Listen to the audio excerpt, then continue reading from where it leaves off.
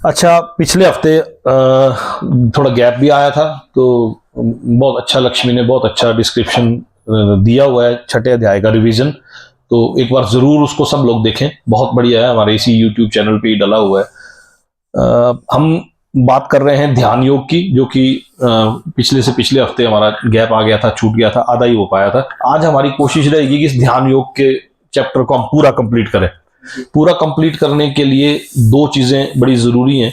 एक तो ये कि ये पीछे वाला जो रिवीजन है, जो जहां से हम शुरू करें, मैं बहुत स्पीड में चलूंगा। अगर जहां कोई डाउट होगा किसी को, तो आप एक बार मुझे ब्रेक देना, अदरवाइज मैं रुकूंगा नहीं।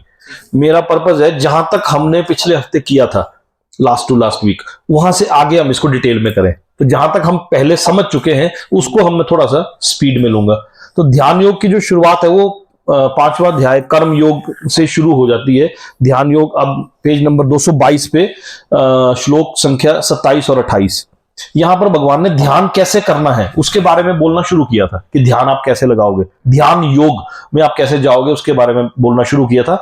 समस्त इंद्रियों विषयों को बाहर करके, इंद्रियों को भौं के मध्य में केंद्रित करके, प्राण तथा अपान वायु को नथनों के भीतर रोककर, और इस तरह मन, इंद्रियों तथा बुद्धि को वश में करके जो मोक्ष को लक्ष्य बनाता है, वह योगी इच्छा, भय तथा क्रोध से रहित हो जाता है। जो निरंतर इस अवस्था में रहता है वह अवश्य ही मुक्त रहता है। इसकी डिस्क्रिप्शन को हम ऑलरेडी पढ़ चुके हैं। इसके बारे में हम यम, नियम, आसन, प्राणायाम, इन सब के अष्टांग योग के बारे में इसका वर्णन था। यम, नियम, आसन, इसको हम पढ़ चुके हैं। इससे अगले पेज में हम जाएंगे। यहां से ध्यान योग शुरुआत होती थी। भगवान ने पिछले श्लोक को कंटिन्यू करते हुए कहा कि जो पुरुष अपने कर्म फल के प्रति अनासक्त है, यानी कि इनएक्टिव है, और जो अपने कर्तव्य का पालन करता है, वही सन्यासी है और असली योगी है। वह नहीं जो ना तो अग्नि जलाता है और ना तो कर्म करता है। इसका श्लोक नंबर 3 पे आ जाएंगे। मैं बीच बीच में श्लोक छोड़ रहा हूं कुछ, है ना। श्लोक नंबर 3 पे आएंगे।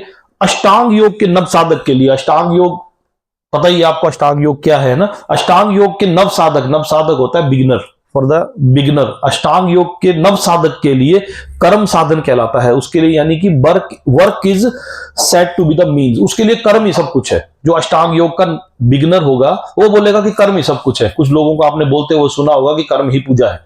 अगर हम अपना कर्म कर रहे हैं तो वही हम पूजा कर रहे हैं। तो वो अष्टांग योग की सबसे इनिशियल स्टेज से भी पहले की स्टेज में जब होता है कोई इंसान, तो वो बोलता है work is set to be mean. और योग सिद्ध पुरुष के लिए समस्त भौतिक कार्यकलापों का परित्याग ही साधन कहा जाता है। कितना रिवर्स है।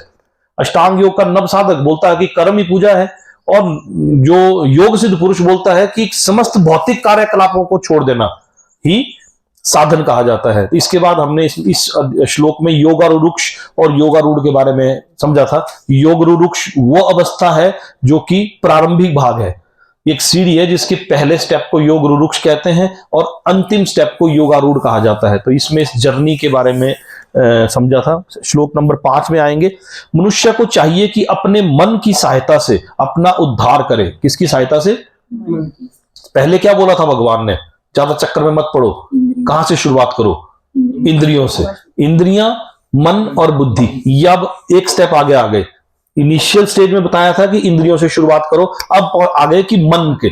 मनुष्य, क्योंकि जब इंद्रियां आपकी कंट्रोल में हो गई, उसके बाद मनुष्य को चाहिए कि अपने मन की सहायता से अपना उद्धार करे। अब दूसरे स्टेप पे आ गए। 5 अध्याय खत्म होने के बाद पहुंचे दूसरे स्टेप पे, जबकि कंक्लूजन क्या है? इंद्रिया, मन और बुद्धि। ठीक है। मनुष्य को चाहिए कि अपने मन की सहायता से अपना उद्धार करे और अपने को नीचे ना गिरने दे। ये मन बद्ध जीव का मित्र भी है और शत्रु भी है।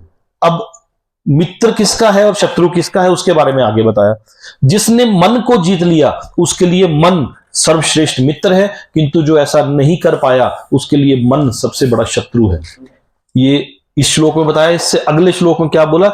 जिसने मन को जीत लिया उसने पहले ही परमात्मा को प्राप्त कर लिया है, क्योंकि उसने शांति प्राप्त कर ली है। ऐसे पुरुष के लिए सुख, दुख, सर्दी, गर्मी, मान, अपमान एक से है।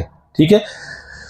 इसके बाद अगले श्लोक में 8वें श्लोक में है। वह व्यक्ति आत्म साक्षात को प्राप्त तथा योगी कहलाता है जो अपने अर्जित ज्ञान तथा अनुभूति से पूर्णतः संतुष्ट रहता है। ऐसा व्यक्ति अध्यात्म को प्राप्त कर तथा जितेंद्रिय कहलाता है। वह सभी वस्तुओं को, चाहे वो कंकड़ हो, पत्थर हो या कि सोना, एक समान देखता है। अगले श्लोक में बोल दिया था ऐसा मनुष्य निष्कपट हितैषियों, प्रिय मित्रों, तटस्थों, मध्यस्थों, ईर्ष्यालुओं, शत्रुओं तथा मित्रों, पुण्यात्मों एवं पापियों को समान भाव से देखता है। जैसा कि 5वें अध्याय के 18वें श्लोक में भी बोला गया था। क्या बोला गया था 5वें अध्याय के 18वें श्लोक में?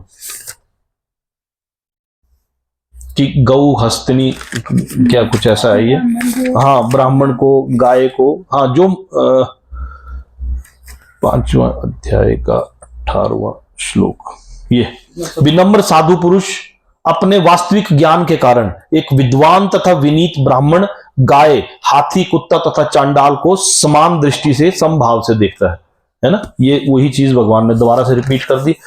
इसके बाद योगी को चाहिए कि वह सदैव अपने शरीर, अब यहां के बाद क्या है, भगवान इस अध्याय के अंत तक योगी को क्या करना चाहिए और योगी को क्या नहीं करना चाहिए, नहीं करना चाहिए के बारे में कम बताते हैं, क्या करना चाहिए उसके बारे में बताते हैं, है ना? योगी को चाहिए कि वह सदैव अपने शरीर, मन तथा आत्मा को परमेश्वर में लगाए, एकांत स्थान में रहे और बड़ी सावधानी के साथ अपने मन को वश में करें।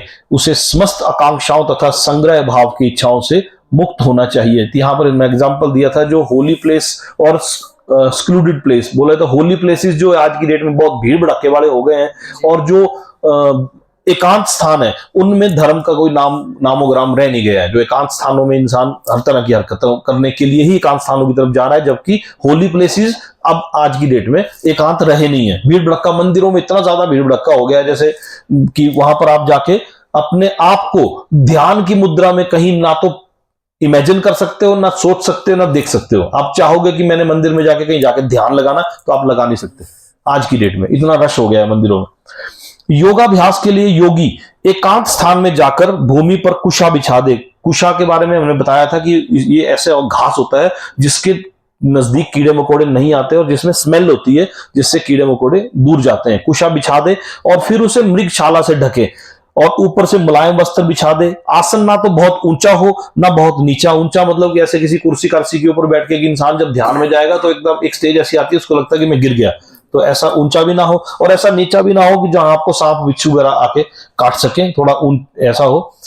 और ये पवित्र स्थान में स्थित हो। ऐसा नहीं कि आप किसी पार्क में जाके बैठ गए ध्यान लगाने के लिए और आपके आसपास कुछ मतलब और एक्टिविटी चल रही, तो आपका ध्यान वहां भटकेगा। योगी को चाहिए कि इस पर दृढ़ता पूर्वक बैठ जाए। ऐसा नहीं कि अब थोड़ी देर, अब दृढ़ता पूर्वक बैठने के लिए बैठेगा कैसे? जब आप सुखासन में बैठ ही नहीं सकते होगे तो आप बैठ नहीं पाओगे। तो इसके लिए आपको वो प्रैक्टिस, सुखासन में बैठने की प्रैक्टिस, वो प्राणायाम योग से कैसे दृढ़ता पूर्वक बैठ जाए और मन, इंद्रियों तथा कर्मों को वश में करते हुए तथा मन को एक बिंदु पर स्थिर करके हृदय को शुद्ध करने के लिए योगाभ्यास करे। तो ये बिंदु बताया गया था इसके तात्पर्य में भ्रिकुटी के मध्य में, यहां भ्रिकुटी के मध्य में नाक के अगले सिरे पर एक आंखें ना तो पूरी खुली हो ना पूरी बंद हो, क्योंकि पूरी बंद होने की स्थिति में सो जाने की स्थिति होती है और पूरी आंखें खुली होने की स्थिति में मन भटकने की संभावना रहती है। तो बोला कि आंखें आधी खुली आधी बंद, दोनों भौहों के मध्य और नाक के अगले सिरे पर वो करके आप मेडिटेशन का के बारे में बताया था। योगाभ्यास करने वाले को चाहिए कि वह अपने शरीर, गर्दन तथा सिर को सीधा रखे और नाक के अगले सिरे पर दृष्टि लगाए। ये जो मैं बता रहा था अभी, नाक के अगले सिरे पर दृष्टि लगाए। इस प्रकार वह अविचलित तथा दमित मन से, भय रहित, विषय जीवन से पूर्णतः मुक्त होकर अपने हृदय में मेरा चिंतन करे और मुझे ही अपना चरम लक्ष्य बनाए। तो इसमें बोला गया कि अपने शरीर, गर्दन और सिर को एक स्ट्रेट लाइन में, जिसमें ऐसा ना हो कि आप बिल्कुल ऐसे बैठे हो और एक ऐसा भी ना हो कि बिल्कुल ऐसे तीर कमान की तरह बैठे हो, तो उसमें भी नहीं होगा। तो इसके बाद इस के तात्पर्य में हमने भक्ति योग, ज्ञान योग तथा ध्यान योग के संप्रदाय के जो हैं उनके बारे में बताया था। कौन से संप्रदाय में, भक्ति योग में कौन से संप्रदाय के किस कैटेगरी के लोग आते हैं, और ध्यान और ज्ञान संप्रदाय वाले ऐसे, देखो, किंतु ज्ञान तथा ध्यान संप्रदाय वाले ऐसे गृहस्थ ब्रह्मचारी को भी प्रवेश नहीं देते। भक्ति संप्रदाय वाले गृहस्थ ब्रह्मचारी को प्रवेश दे देते हैं, लेकिन जो ज्ञान और ध्यान योग वाले वो है, वो ऐसे गृहस्थ को अपने उसमें प्रवेश नहीं देते। तो ऐसे बहुत सारे संप्रदाय आज हैं जो कि गृहस्थों को अपने बीच में प्रवेश नहीं करने देते। इस प्रकार शरीर, मन तथा कर्म में निरंतर संयम का अभ्यास करते हुए, संयम का अभ्यास कैसे होगा? जब आपका मन कंट्रोल में होगा। संयम का अभ्यास करते हुए संयमित मन वाले योगी को इस भौतिक अस्तित्व की समाप्ति पर भगवत धाम की प्राप्ति होती है। हमारी जर्नी क्या है? हम भगवत गीता से ये जानने की कोशिश कर रहे हैं कि हम भगवत धाम को कैसे प्राप्त हो। भगवान श्री कृष्ण का जो बैकुंठ धाम है, भगवत धाम, हम वहां पर कैसे अपनी जर्नी पहुंचा सकते हैं, तो उसके बारे में बताएं। हे अर्जुन, जो अधिक खाता है या बहुत कम खाता है, जो अधिक सोता है अथवा पर्याप्त नहीं सोता, उसके योगी बनने की कोई संभावना नहीं है। यानी कि कोई बहुत ज्यादा खा रहा है और एक ऐसा है जो बिल्कुल ही नहीं खा रहा है, उसने अपने शरीर के लिए जो जरूरी है उसको भी त्याग दिया है, तो ऐसे इंसान का योगी बनने की कोई संभावना नहीं है। जो खाने, सोने, अमोद प्रमोद तथा काम करने की आदतों में नियमित रहता है मींस रेगुलराइज्ड रहता है। किसमें? रिक्रिएशन, इंजॉइंग, अमोद प्रमोद यानी कि इंजॉइंग के लिए, मन बदलाव के लिए कोई ऐसा मनोरंजन का कार्य करता भी है यदि वो, लेकिन उसमें नियमित रहता है। यदि वो ऐसे किसी मनोरंजन के कार्य में इन्वॉल्व भी है और उसमें वो नियमित रहता है। जो खाने, सोने, अमोद प्रमोद हुआ रिक्रिएशनल इंजॉइंग एक्टिविटीज, मन बहलाव के लिए, अमोद प्रमोद की क्रियाएं हुई मन बहलाव के लिए। यदि वो कोई ऐसा कार्य करता है और उसमें भी नियमित रहता है, वह योगाभ्यास द्वारा समस्त भौतिक कलेशों को नष्ट कर सकता है। ये हुआ पेज नंबर 238 पे, हम 238 पे। जो खाने, सोने, अमोद प्रमोद, यानी कि भगवान के बोलने का क्या मतलब है कि हर चीज रेगुलराइज्ड हो। यदि आपका ये समय है, निश्चित समय है, उस निश्चित समय पर, निर्धारित समय पर, निर्धारित क्वांटिटी ही आपको, जो इसमें नियमित है वही योगाभ्यास को आगे बढ़ा सकता है।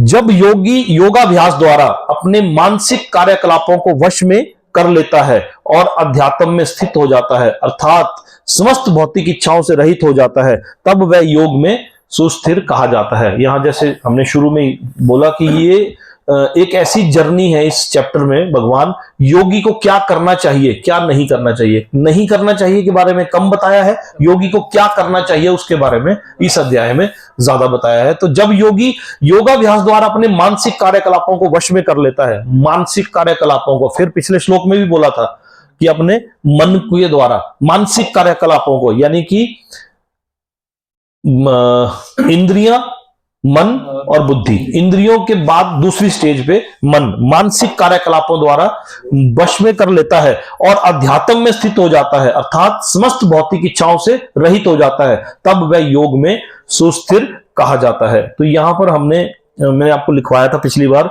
यम, नियम, आसन, प्राणायाम, प्रत्याहार, धारणा, ध्यान और समाधि। यम, नियम, आसन, प्राणायाम, प्रत्याहार, धारणा, ध्यान और समाधि। और इसके बाद जिस प्रकार वायु रहित स्थान में दीपक हिलता डुलता नहीं, उसी तरह जिस योगी का मन वश में होता है वह आत्म तत्व के ध्यान में सदैव स्थिर रहता है। मतलब एक दिया है, आप वायु रहित बंद कमरे में है तो दिया हिलेगा नहीं, लेकिन यदि किसी ओपन स्पेस में है तो वो दिया ज्यादा हिलेगा। तो इसलिए बोला कि जिस प्रकार वायु रहित स्थान में दीपक हिलता डुलता नहीं, उसी तरह जिस योगी का मन वश में होता है वह आत्म तत्व के ध्यान में सदैव स्थिर रहता है। सिद्धि की अवस्था में, यानी कि स्टेज ऑफ परफेक्शन, अगले श्लोक में है 241 नंबर पेज पे, सिद्धि की अवस्था में जिसे समाधि कहते हैं। मैं थोड़ा सा फास्ट चल रहा हूं, जहां तक हमने पिछले हफ्ते कर रखा था, उसके बाद फिर थोड़ा वो चलेंगे ना। सिद्धि की अवस्था में जिसे समाधि कहते हैं, मनुष्य का मन योगाभ्यास द्वारा भौतिक मानसिक क्रियाओं से पूर्णतया संयमित हो जाता है। इस सिद्धि की विशेषता यह है कि मनुष्य शुद्ध मन से अपने को देख सकता है और अपने आप में आनंद उठा सकता है। उस आनंदमय स्थिति में दिव्य इंद्रियों द्वारा असीम दिव्य सुख में स्थित रहता है। इस प्रकार स्थापित मनुष्य कभी सत्य से विपथ नहीं होता और इस सुख की प्राप्ति हो जाने पर वह इससे बड़ा कोई दूसरा लाभ नहीं मानता। ऐसी स्थिति को पाकर मनुष्य बड़ी से बड़ी कठिनाई में भी विचलित नहीं होता। कैसी स्थिति को पाकर? योग की सिद्धि की अवस्था की एक पर्टिकुलर स्टेज तक पाके आदमी बड़े से बड़े बदलाव पे भी विचलित नहीं होता। यह निस्संदेह भौतिक संसर्ग से उत्पन्न होने वाले समस्त दुखों से वास्तविक मुक्ति है। दुख भौतिक इंद्रियों के संसर्ग से, जो हमारी इंद्रियां हैं, ये जब भौतिक इंद्रियों का किसी चीज के साथ, किसी चीज पर जब भौतिक इंद्रियां जा रही हैं, तब हमारे दुख बढ़ रहे हैं, उजागर हो रहे हैं। तो यहां बोला ये निस्संदेह भौतिक संसर्ग से उत्पन्न होने वाले समस्त दुखों से वास्तविक मुक्ति है। कौन? योग, योग के बारे में यहाँ इसमें और इसी में भाष्यकार ने पतंजलि योग पद्धति के बारे में वर्णन किया था। योगाभ्यास बहुत कुछ पतंजलि की पद्धति पर आधारित है, इसके बारे में हमने पिछले बार इसमें लिख रखा था। और योग सूत्र के 3.34 में महर्षि ने कहा है कि ये उसके बारे में भी लिखा था। इसकी पुष्टि योग पद्धति के विख्यात व्याख्याता पतंजलि मुनि ने भी की है। इस वर्ण की पुष्टि उन्होंने भी की हुई है। तो इसके बाद हमने इससे अगले श्लोक में मनुष्य को चाहिए कि संकल्प तथा श्रद्धा के साथ सबसे पहले डिटर्मिनेशन चाहिए, सबसे पहले योग करने की डिटर्मिनेशन चाहिए, संकल्प। जब तक आपके मन में संकल्प नहीं आएगा तब तक आप डायरेक्ट योग में एंटर नहीं कर पाओगे। तो डिटर्मिनेशन और फेथ के साथ, यानी कि संकल्प तथा श्रद्धा के साथ। अब फेथ भी चाहिए, किसी चीज पर विश्वास होगा आपको तब तो आप उसको अडॉप्ट करोगे, जब आपको विश्वास ही नहीं होगा तो आप उसको अडॉप्ट क्यों करोगे। सबसे पहले संकल्प चाहिए, यम नियम चाहिए, फिर जाके यम नियम, फिर आसन, फिर प्राणायाम, फिर प्रत्याहार, फिर धारणा, फिर ध्यान, फिर समाधि। हमने किया था यम नियम what do's and don'ts. Do's and don'ts का मतलब व्हाट, सबसे पहले आपको क्या करना है और क्या नहीं करना, पहली स्टेज यम नियम के बाद अब आपको यह पता लग गया कि यह करना है, तो उसके लिए क्या जरूरी है, आसन। यम नियम आसन, आसन के बाद उस आसन पर ज्यादा देर तक टिके रहने के लिए क्या जरूरी है, प्राणायाम। यम नियम आसन प्राणायाम। प्राणायाम आप कर भी रहे हो, यम भी आप कर रहे हो, नियम भी आप कर रहे हो, लेकिन डू तो आप कर रहे हो, डोंट्स नहीं कर रहे। उसमें यम नियम प्रत्याहार आप कर नहीं रहे, तो वो जो पहले की 4 स्टेजें हैं वो खत्म होगी, फिर वापस आ जाओ, फिर 0 पे आ जाओ। यम नियम आसन प्राणायाम प्रत्याहार, प्रत्याहार भी आपने कर लिया, यम नियम आसन के बाद प्रत्याहार भी आपने कर लिया, लेकिन अभी तक आपकी एक कहा क्लियर नहीं है, व्यवसाय आत्मिका बुद्धि एक कहा कुरुनंदन, वो क्लियर नहीं है। अब उसके लिए क्या चाहिए, उसके बाद चाहिए आपको धारणा। फिर आपको धारण करना पड़ेगा किसी एक गुरु को, किसी एक ऐसे मेंटर को जो आपको उंगली पकड़ के उस जर्नी में और आगे ले जाए। यम नियम आसन प्राणायाम प्रत्याहार के बाद, अगर प्रत्याहार करने के बाद आपने किसी गलत जगह पर, किसी गुरु को किसी गलत जगह पर आप पहुंच गए, तो वो आपको फिर भटकाएगा, वो बोलेगा कहां पढ़ा है इस चक्कर में यार, योग नियम के परे कर इसको, तो आप फिर 0 पे आ जाओगे। इसलिए वो स्टेज यम नियम आसन प्राणायाम प्रत्याहार के बाद की स्टेज है धारणा। धारण करने के बाद वो पर्टिकुलर इंसान जिसे आप गुरु का नाम दे रहे हो, वो आपका को ध्यान की तरफ ले जाएगा। यम नियम आसन प्राणायाम प्रत्याहार धारणा के बाद फिर वो आपको ध्यान की तरफ ले जाएगा कि इस चीज पर ध्यान लगा, ये फोकस, ये ध्यान लगा। ध्यान के बाद आप फिर जाओगे समाधि की स्टेज में। जब तक ये स्टेप बाय स्टेप जर्नी है। और अभी आगे इसके बाद एक इससे पहले का स्टेप भी है, उसके बारे में भी बताया भगवान ने कि यम नियम आसन प्राणायाम से पहले का एक स्टेप है, क्या है, श्रवण। तो ये यम नियम आसन अष्टांग योग से पहले क्या बोला, नव साधक के लिए नवदा भक्ति के आचरण के लिए। नवदा भक्ति में जो 9th सिस्टम है वो सबसे पहला सिस्टम है, क्या, श्रवण। तो जब आप श्रवण करोगे, अब अष्टांग योग को मान लो आपने किसी अच्छी चीज की तरफ श्रवण किया, तो आप अष्टांग योग में अपनी प्रगति उस लाइन में करोगे। मान लो आपने किसी ऐसी चीज की तरफ श्रवण कर लिया, स्टेज वही है, फिर आप क्या करोगे, उसके यम नियम को फॉलो करोगे, उसके आसनों को फॉलो करोगे कि अब मुझे कहां बैठना है, बार में बैठना है, मुझे कैमरे देखने जाना है, मुझे यम नियम के बाद आसन, उसका प्राणायाम करोगे। फिर आपको 3 बजे तक मैं कैसे जाग सकूं, 4 बजे फुल मून पार्टी है तो मैं कैसे जाग सकूं, फिर आप उसका प्रैक्टिस करोगे, यम नियम आसन, फिर प्राणायाम के बाद उसके प्रत्याहार करोगे कि अगर मुझे ये है तो मुझे पहले बिकासूल खाना है या कुछ कोई ऐसी एक्टिविटी करनी है, पहले मुझे सलाद चाहिए, ये चाहिए, यम नियम आसन प्राणायाम फिर प्रत्याहार। उस वक्त आप वो आहार छोड़ दोगे, उसके प्रत्याहार की तरफ जाओगे। देखो मेरा पर्पस है प्रैक्टिकली पता लगे ना, यम नियम आसन प्राणायाम प्रत्याहार। फिर आप उसी किसी गुरु को धारण करोगे जो वो चिट्टा चुट्टा लेने में मास्टर हो, एक्सपर्ट हो। फिर यम नियम आसन प्राणायाम प्रत्याहार धारणा, फिर उसको धारण करोगे आप। धारणा के बाद फिर वो बोलेगा आपको कि अब चलो उस लाइन पर जहां पर कहा कसोल के ऊपर बड़ी ऊपर जाके एक ऐसा म्यूजिक फुल मून पार्टी होती है, वहां टंग टंग टंग टंग टंग टंग टंग दो फुल मून पार्टी है। यम नियम आसन प्राणायाम प्रत्याहार धारणा, फिर ध्यान आपका उस तरफ को ले जाएगा, फिर उसी की समाधि में ले जाएगा आपको। तो उससे पहले की स्टेज वहां भी लागू होती है, क्या बोलता उसको, श्रवण। तो जहां आप इसलिए बोलते हैं कि नेगेटिव इन तो नेगेटिव आउट, पॉजिटिव इन तो positive out. You are an average of 5 peoples, you keep yourself in your life around. इसका क्या मतलब हुआ? आप उन 5 लोगों का एवरेज हो जो आपके आसपास 5 लोग हैं, आप उन 5 लोगों का एवरेज हो। बोलते हैं कि show me your friends, I will tell you your future. मुझे आप अपने दोस्त बताओ, मैं आपको आपका भविष्य बता दूंगा। ये तो आप किन 5 लोगों के साथ उठते बैठते हो, किन 5 लोगों के साथ आपकी एसोसिएशन है, आप उन 5 लोगों का एवरेज हो, उन 5 लोगों का एवरेज हो। तो ऐसा बोला था, थोड़ा भटक गए थे हम शायद। मनुष्य को चाहिए कि संकल्प तथा श्रद्धा के साथ योगाभ्यास में लगे और पथ से विचलित ना हो। हम विचलित हो गए थोड़ा सा ना।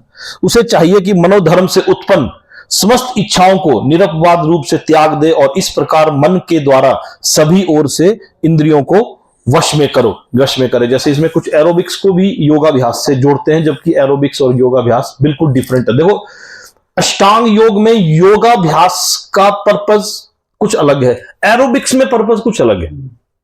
एरोबिक्स में कुछ मसल्स और ये सब के लिए उनकी प्रत्याहार और धारणा और ध्यान और समाधि कुछ डिफरेंट है। यहां भगवान अष्टांग योग के बारे में बता रहे हैं। तो अष्टांग योग को ऐसा तो नहीं बोला कि ये कुछ एक एरोबिक्स की पद्धति से मिलता जुलता है, ऐसा नहीं बोला है। ये बोला है कि ये पतंजलि की योग पद्धति पर आधारित है और पतंजलि ऋषि, क्या नाम बताया था उन्होंने भी इसकी, व्याख्याता मुनि, विख्याता पतंजलि मुनि ने भी इसका वो किया है ना। धीरे धीरे, फिर बोला कि स्टेप बाय स्टेप, क्रमशः पूर्ण विश्वास पूर्वक बुद्धि के द्वारा समाधि में स्थित होना चाहिए और इस प्रकार मन को आत्मा में ही स्थित कर देना चाहिए और अन्य कुछ भी नहीं सोचना चाहिए। ये देखो, यहां पर अष्टांग योग की 8 स्टेजेस को धीरे धीरे क्रमशः पूर्ण विश्वास पूर्वक, क्या बोला? धीरे धीरे क्रमशः पूर्ण विश्वास पूर्वक बुद्धि के द्वारा इंद्रियां, मन और, क्या बोला? इंद्रियां, मन और, हाँ, तो आप बुद्धि पर पहुंच गए। क्या बोला? पहले इंद्रियों पर बोला था, दूसरे अध्याय में क्या बोला था? ज्यादा चक्कर में मत पड़, तीसरे अध्याय में सिर्फ इंद्रियों से शुरुआत कर बोला था। इंद्रियों के बाद बुद्धि में, मन में आ गए, मन के बाद आप पहुंच गए धीरे धीरे क्रमशः, स्टेप बाय स्टेप। डायरेक्ट तुम करने लग जाओगे, बुद्धि का प्रयोग तो नहीं होगा। यहां वो स्टेप बताए हैं, धीरे धीरे क्रमशः पूर्ण विश्वास पूर्वक यम नियम आसन प्राणायाम, पहले वो आपको धारणा तक करने, धीरे धीरे विश्वास बुद्धि के द्वारा समाधि में स्थित होना चाहिए। समाधि कौन सी स्टेज है अष्टांग योग की? Last stage. यम नियम आसन प्राणायाम प्रत्याहार धारणा ध्यान और समाधि, याद होना चाहिए आपको ये, है ना। यम नियम आसन प्राणायाम प्रत्याहार धारणा ध्यान, और कागज में लिखो ना, इसको 2-3 बार रिपीट करोगे तो हो जाएगा याद, है ना। तो यहां बोला है कि बुद्धि के द्वारा समाधि में स्थित होना चाहिए। डायरेक्ट कुछ लोग बोलते हैं कि हमने संन्यास ले लिया, हमने दिन दुनिया छोड़ दी, फिर बाबा के छोड़ो घर द्वार चलो हरिद्वार, कुछ टाइम के बाद उनको आती ही यादें, फिर वो वापिस आ जाते हैं। होते हैं ऐसे इंस्टांस बड़े बारी, ऐसा थोड़ी भी कि जो चला गया समाधि में। तो यहां बोला है धीरे धीरे, स्टेप बाय स्टेप, है ना। डायरेक्ट कोई सोचे कि जाके किसी बोले कि जी मुझे भी, मेरा मन बड़ा करता है कि मैं तो साधु बन जाऊं, मैं साध्वी बन जाऊं या ये करूं, तो ऐसा हो नहीं पाता एक्चुअली में ना। तो धीरे धीरे समाधि में स्थित होना चाहिए और इस प्रकार मन को आत्मा में स्थित करना चाहिए और अन्य कुछ भी नहीं सोचना चाहिए। इसके तात्पर्य को हम पढ़ेंगे एक बार। समुचित विश्वास तथा बुद्धि के द्वारा by proper conviction and intelligence, यानी कि डूज एंड डोंट्स। यहां स्टेप तात्पर्य में पहला स्टेप, बाय समुचित विश्वास और बुद्धि के द्वारा मनुष्य को धीरे धीरे इंद्रिय कर्म करने बंद कर देने चाहिए। एकदम कोई सोचे कि मैंने एकदम कर देना, वो पॉसिबल नहीं है। स्टेप बाय स्टेप की जर्नी है ना। ये प्रत्याहार कहलाता है। यम नियम आसन प्राणायाम प्रत्याहार। प्रत्याहार आपको लिए क्या सही है और आपको क्या सही नहीं है। अनुकूलस्य संकल्पः प्रतिकूलस्य वर्जनम, जो मेरे लिए एक्सेप्टेबल अनुकूल हो एक्सेप्ट इट, जो मेरे लिए प्रतिकूल हो रिजेक्ट इट। अनुकूलस्य संकल्पः प्रतिकूलस्य वर्जनम, एक्सेप्ट द फेवरेबल, जो मेरे लिए फेवरेबल हो उसे एक्सेप्ट करूं और जो मेरे लिए फेवरेबल नहीं है उसे मैं रिजेक्ट करूं। ये प्रत्याहार कहलाता है। मन का विश्वास, ध्यान तथा इंद्रिय निवृत्ति द्वारा वश में करते हुए समाधि में स्थिर करना चाहिए। उस समय देहात्म बुद्धि से अनुरक्त होने की कोई संभावना नहीं रह जाती। जब आप ऐसे स्टेप बाय स्टेप चलोगे तो उस समय फिर देहात्म बुद्धि से दोबारा से मिलने की कोई संभावना नहीं रह जाती। दूसरे शब्दों में, जब तक इस शरीर का अस्तित्व है तब तक मनुष्य पदार्थ में लगा रहता है। जब तक इस शरीर का अस्तित्व है, involve with matter, as long as material body exist, जब तक ये शरीर रहता है तब तक इंसान इंद्रिय तत्व में रहता ही रहता है। उसे परमात्मा के आनंद के अतिरिक्त किसी अन्य आनंद का चिंतन नहीं करना चाहिए। कृष्ण भावनामृत का अभ्यास करने से यह अवस्था सहज ही प्राप्त हो जाती है। अगला श्लोक है, ये मेरे फेवरेट श्लोकों में से है। यतो यतो निश्चलंती मना चंचलम अस्थिरम तथा तथा नियम आत्मनि एवं वशम नेत। ये है 26वां श्लोक, ये मेरे फेवरेट श्लोकों में से एक है। यतो यतो निश्चलंती, यानी कि यतो यतो का मतलब होता है जहां जहां, और ततो ततो, ततो का मतलब होता है वहां वहां, जहां जहां मन जाएगा वहां वहां से वापस लाऊंगा। क्या मतलब इसका? यतो यतो निश्चलंती मन चंचलम अस्थिरम ततो ततो नियम एतत् आत्मनि एवं वशम नयेत। मन अपनी चंचलता तथा अस्थिरता के कारण जहां कहीं भी विचरण करता हो, मनुष्य को चाहिए कि उसे वहां से खींचे और अपने वश में लाए। एक बार मैं इसको और थोड़ा सा, आपको और मजा आएगा इसको सुनने का। From wherever the mind wanders, जहां कहीं भी मन भटकता हो, due to its flickering and unsteady, चंचल और अस्थिर नेचर। फ्लिकरिंग बोलते हैं ना, फ्लिकरिंग नेचर है, कभी इधर भटक रहा है, और अस्थिर, अस्थिर हुआ अनस्टेडी, मन कभी भी एक जगह पर स्थिर नहीं रहता, कभी इधर कभी उधर कभी उधर कभी उधर, ऐसे अनस्टेडी नेचर की वजह से one must certainly withdraw it. इंसान को चाहिए कि इसे, मनुष्य को चाहिए कि उसे वहां से सर्टेनली विड्रॉ करे, खींचे उसे और अपने वश में लाए। And bring it back under the control of self. इसके तात्पर्य को भी एक बार पढ़ेंगे। मन स्वभाव से चंचल तथा अस्थिर है। चंचल हुआ फ्लिकरिंग है, और अस्थिर मीन्स अनस्टेडी है, किंतु स्वरूप सिद्ध योगी को मन को वश में लाना होता है। स्वरूप सिद्ध योगी हुआ सेल्फ रियलाइज्ड योगी, जिसे सेल्फ रियलाइजेशन के बारे में पता चल गया है, और उसने उस जर्नी में अपने आगे के स्टेप्स को पूरा करना है। ऐसे योगी को क्या चाहिए? उसे चाहिए कि चंचल और अस्थिर मन को जहां कहीं भी विचरण कर रहा हो उसे खींचे और वापस मन में लाए। उस पर मन का अधिकार नहीं होना चाहिए। जो मन को तथा इंद्रियों को वश में रखता है वह गोस्वामी या स्वामी कहलाता है। जो मन के वशीभूत हो जाता है वह गोदास अर्थात इंद्रियों का सेवक कहलाता है। जैसे कभी लोग बोलते हैं कि मैं तो मन का राजा हूं, मैं तो जो मेरा मन करता है तो मैं वो करता हूं। अरे वो मन का राजा कैसे हुआ? तो मन का गुलाम हुआ, क्योंकि वो कर रहा है जो उसका मन कह रहा है। तो मन का राजा कैसे हुआ? वो उसके मन ने कहा कि ये कर, तो ये करने चला गया। उसके मन ने कहा ये कर, तो ये करने चला। मन का राजा कैसे हुआ? तो मन का गुलाम हुआ कि नहीं हुआ? राजा कैसे हुआ? बंदा बोला हम तो मन के राजा, जो हमारा मन करता है वो करते। मन का राजा कैसे हुआ? मेरा मन करेगा 10 बजे उठने का तो मैं 10 बजे उठता हूं। मेरा मन करेगा 12 बजे उठने का, 12 बजे उठता हूं। मेरा मन करेगा 4 बजे उठने का, तो मैं मन का राजा हुआ कि गुलाम हुआ? मैं तो वो कर रहा हूं जो मन कह रहा है। तो यहां भगवान ने क्या बोला है कि मन अपनी चंचलता, मन चंचल है, मन तो इंसान की बुद्धि को भटका रहा है। अब यह श्लोक आएगा आगे कि इंद्रियां मन की साथी और वो सब आएगा ना। मन अपनी चंचलता तथा स्थिरता के कारण जहां कहीं भी विचरण करता हो, मनुष्य को चाहिए कि उसे खींचे और वहां से अपने वश में लाए। वश में लाए का मतलब है किस चीज पे लाए? बुद्धि के प्रयोग के द्वारा। अनुकूलस्य संकल्पः प्रतिकूलस्य वर्जनम। Accept the favourable, reject the unfavourable. लिख लो इसको, कहीं याद लिखना है तो। अनुकूलस्य संकल्पः प्रतिकूलस्य वर्जनम, accept the favourable, reject the unfavourable. Tag lines है, छोटी छोटी याद हो जाएंगी तो ठीक रहती हैं।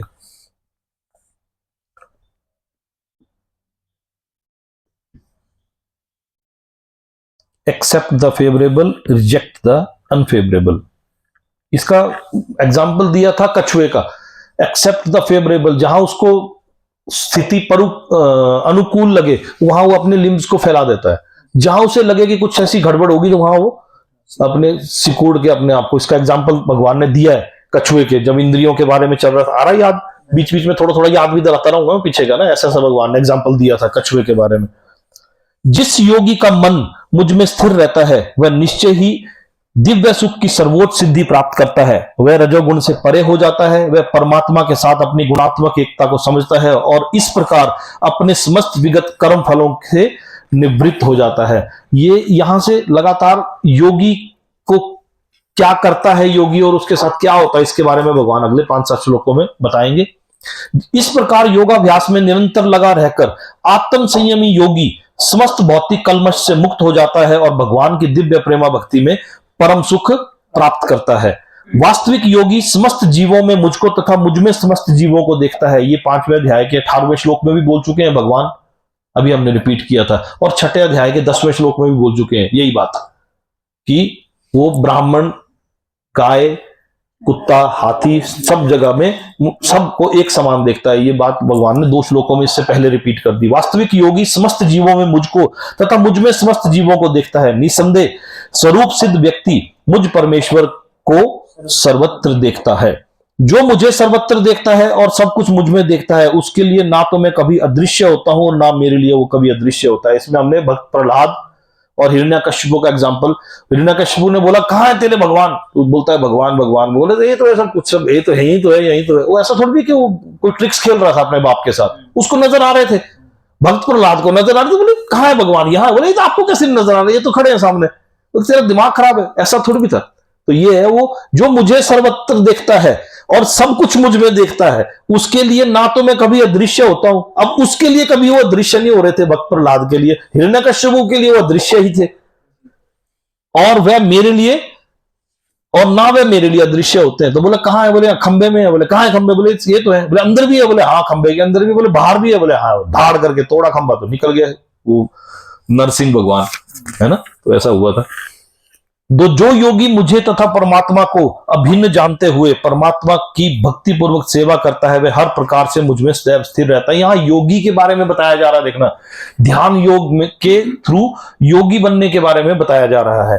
हे अर्जुन, वह पूर्ण योगी है, फिर आगे भगवान उसी बात पर, वह पूर्ण योगी है जो अपनी तुलना के से समस्त प्राणियों की उनके सुखों तथा दुखों में वास्तविक समानता का दर्शन करता है। इसके बाद यहां इतना बोलने के बाद जब योगी योगी योगी जाओ तो अर्जुन के मन में फिर सवाल आ गया। बड़ी देर के बाद आया सवाल। 5वें अध्याय का पहले श्लोक में था सवाल, पूरा 5वां अध्याय खत्म हो गया, 6ठे अध्याय के 32 श्लोक भी हो गए। अब आया अर्जुन के मन में सवाल। क्या आया? अर्जुन ने कहा, हे मधुसूदन, आपने जिस योग पद्धति का संक्षेप में वर्णन किया है वह मेरे लिए अव्यवहारिक तथा असहनीय है, क्योंकि मन चंचल तथा अस्थिर है। जबकि भगवान इससे पहले बोल चुके हैं पीछे, यतो यतो निश्चलंती, जहां जहां मन जाएगा वहां वहां से मन को वापस लाओ, लेकिन ये फिर हट फिर के वहीं पहुंच गया। अर्जुन ने बोला, हे Madhusudan, the system of yoga which you have summarised, जो सिस्टम ऑफ योगा जो आपने समरी के रूप में मुझे बताया, which you have summarised, summary के रूप में मुझे बताया, अपीयर्स इम्प्रैक्टिकल, मुझे लग रहा है कि ये असंभव है, इम्प्रैक्टिकल है, एंड अनइंड्योरेबल, अव्यवहारिक है तथा असहनीय है, फॉर मी, मेरे लिए, because the mind is restless and unsteady, मन चंचल तथा अस्थिर है, मन तो एक जगह टिकता नहीं, इसलिए ये मेरे लिए नहीं। अब इसके तात्पर्य को हम एक बार दोबारा से लेंगे।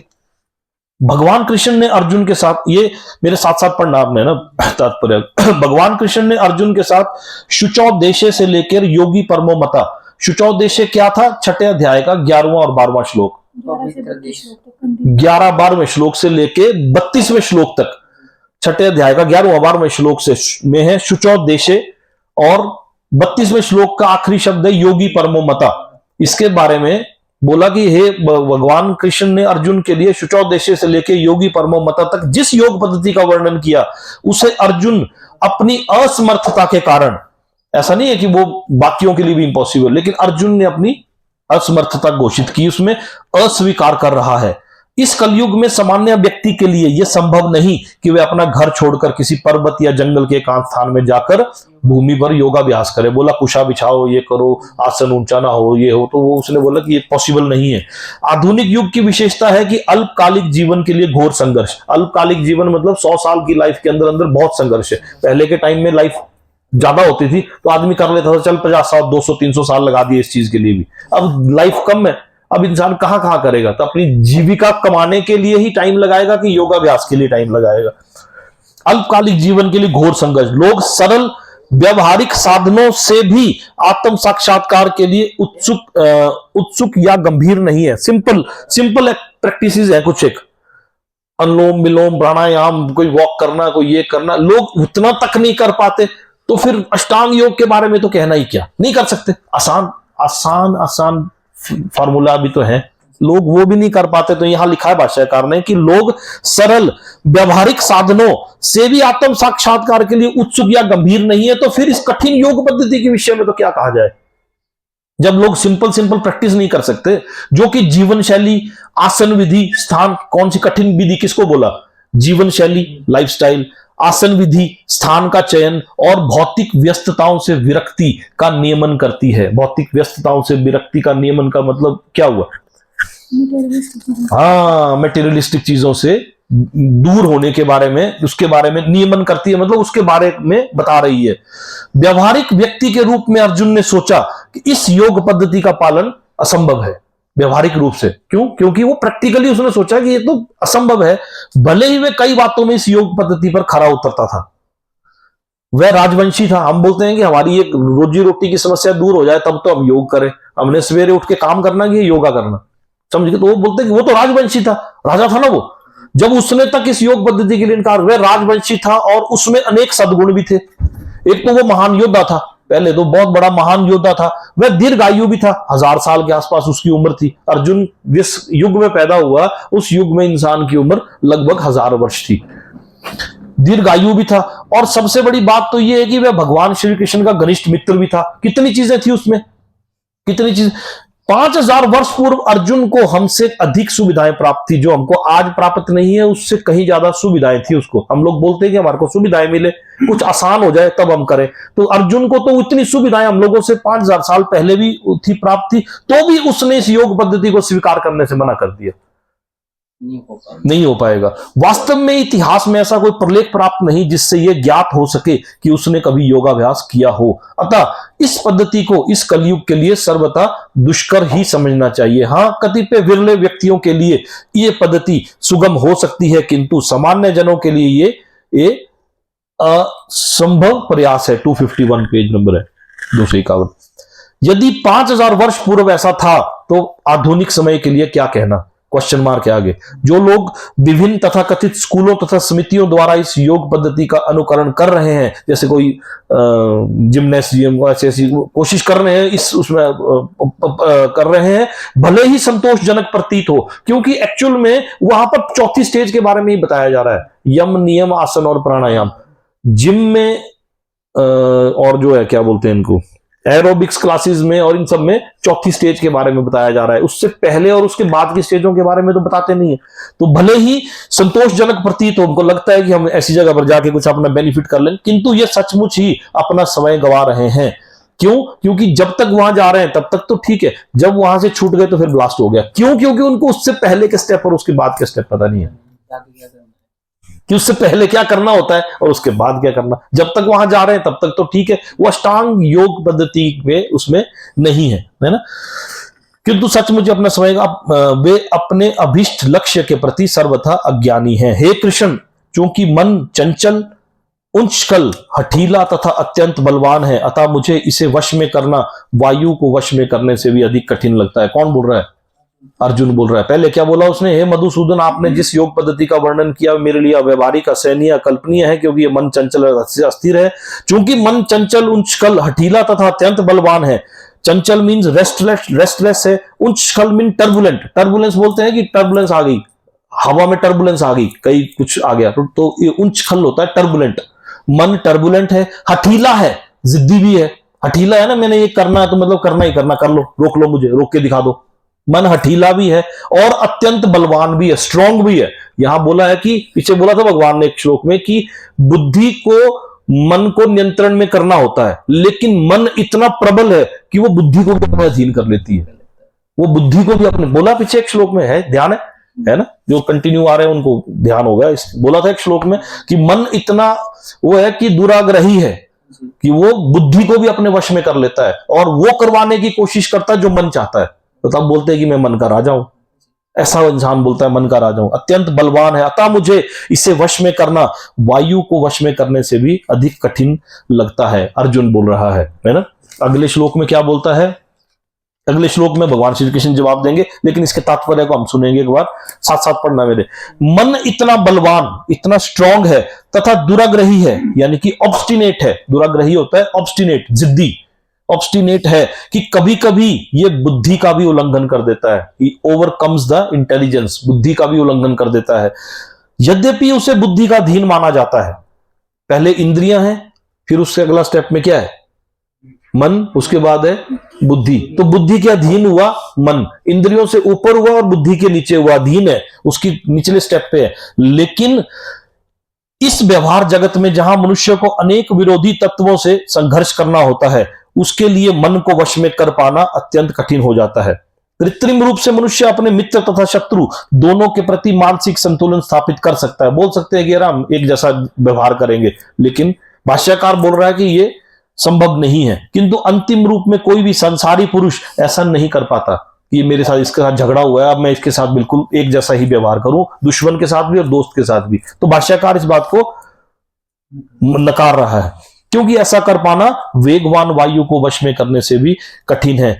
वैदिक साहित्य कठोपनिषद में कहा गया है, क्या कहा गया है कि प्रत्येक व्यक्ति इस भौतिक शरीर रूपी रथ पर आरूढ़ है। और इसके लिए हमने एक वो इमेज में देखा था, ये इमेज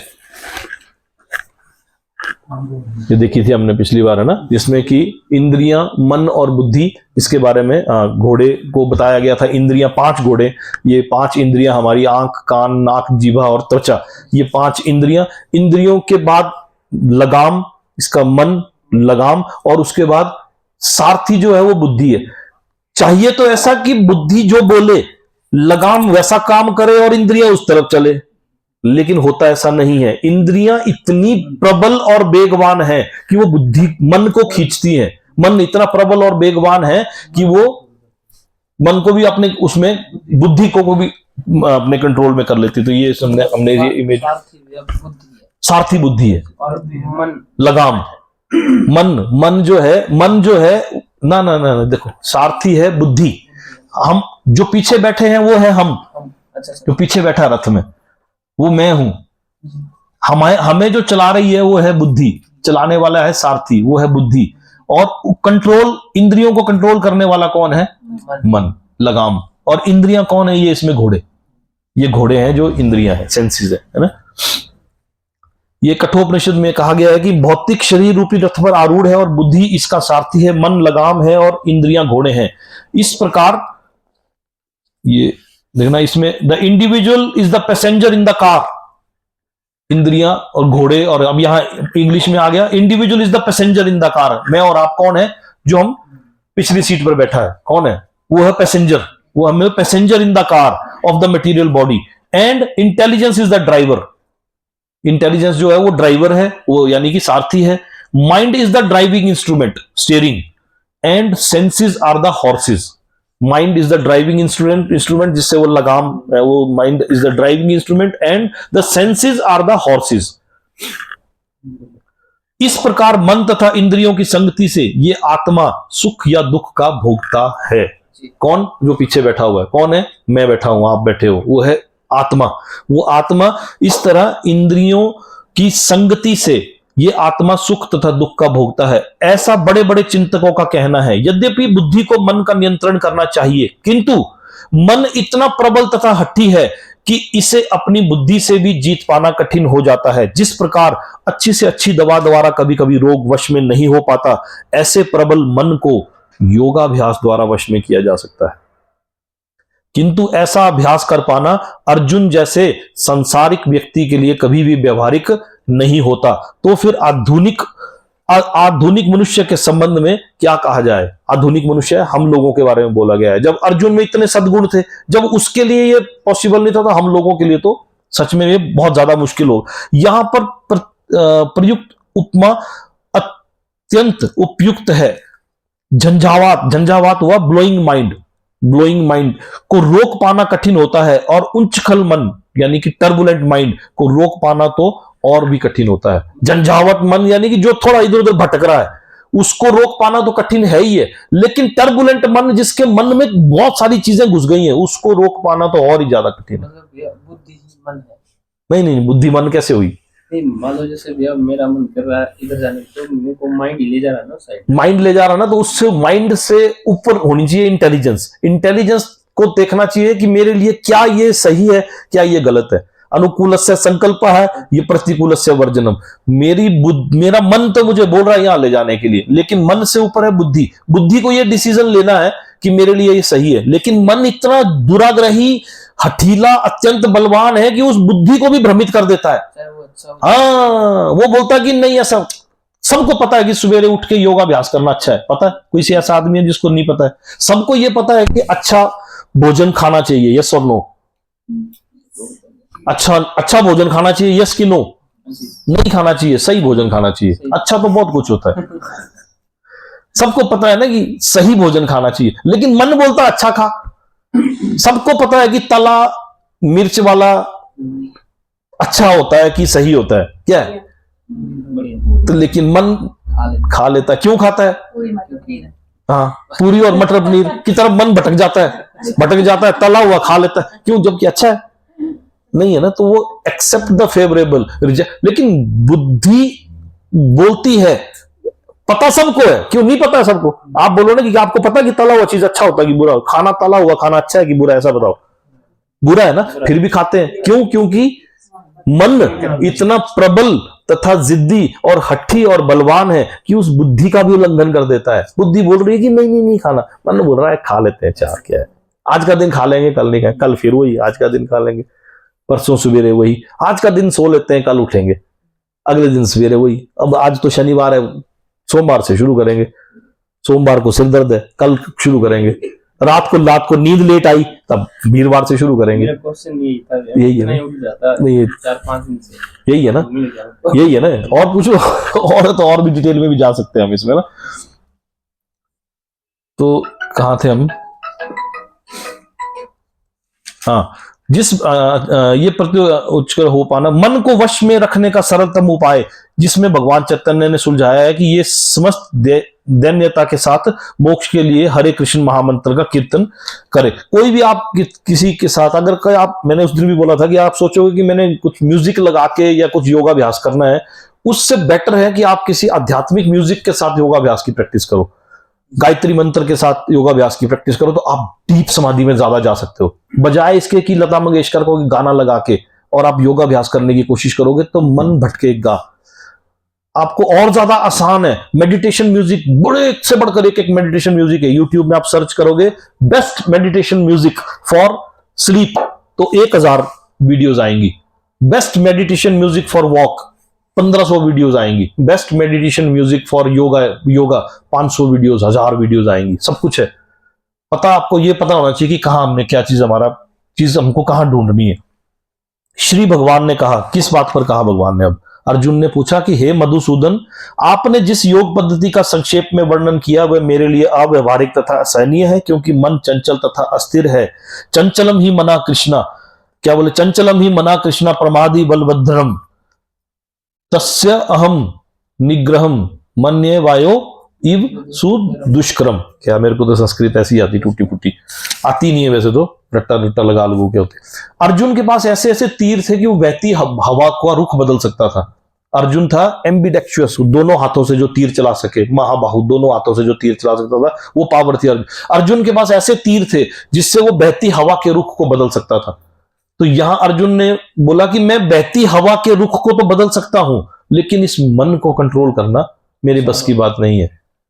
ये तो बड़ा छोटा सा एग्जांपल है, पूरी भाजी और कोई चीज का आप मन करो तो जब वो उसके पास तो इतने तो वो था, उसने भी मना कर दिया।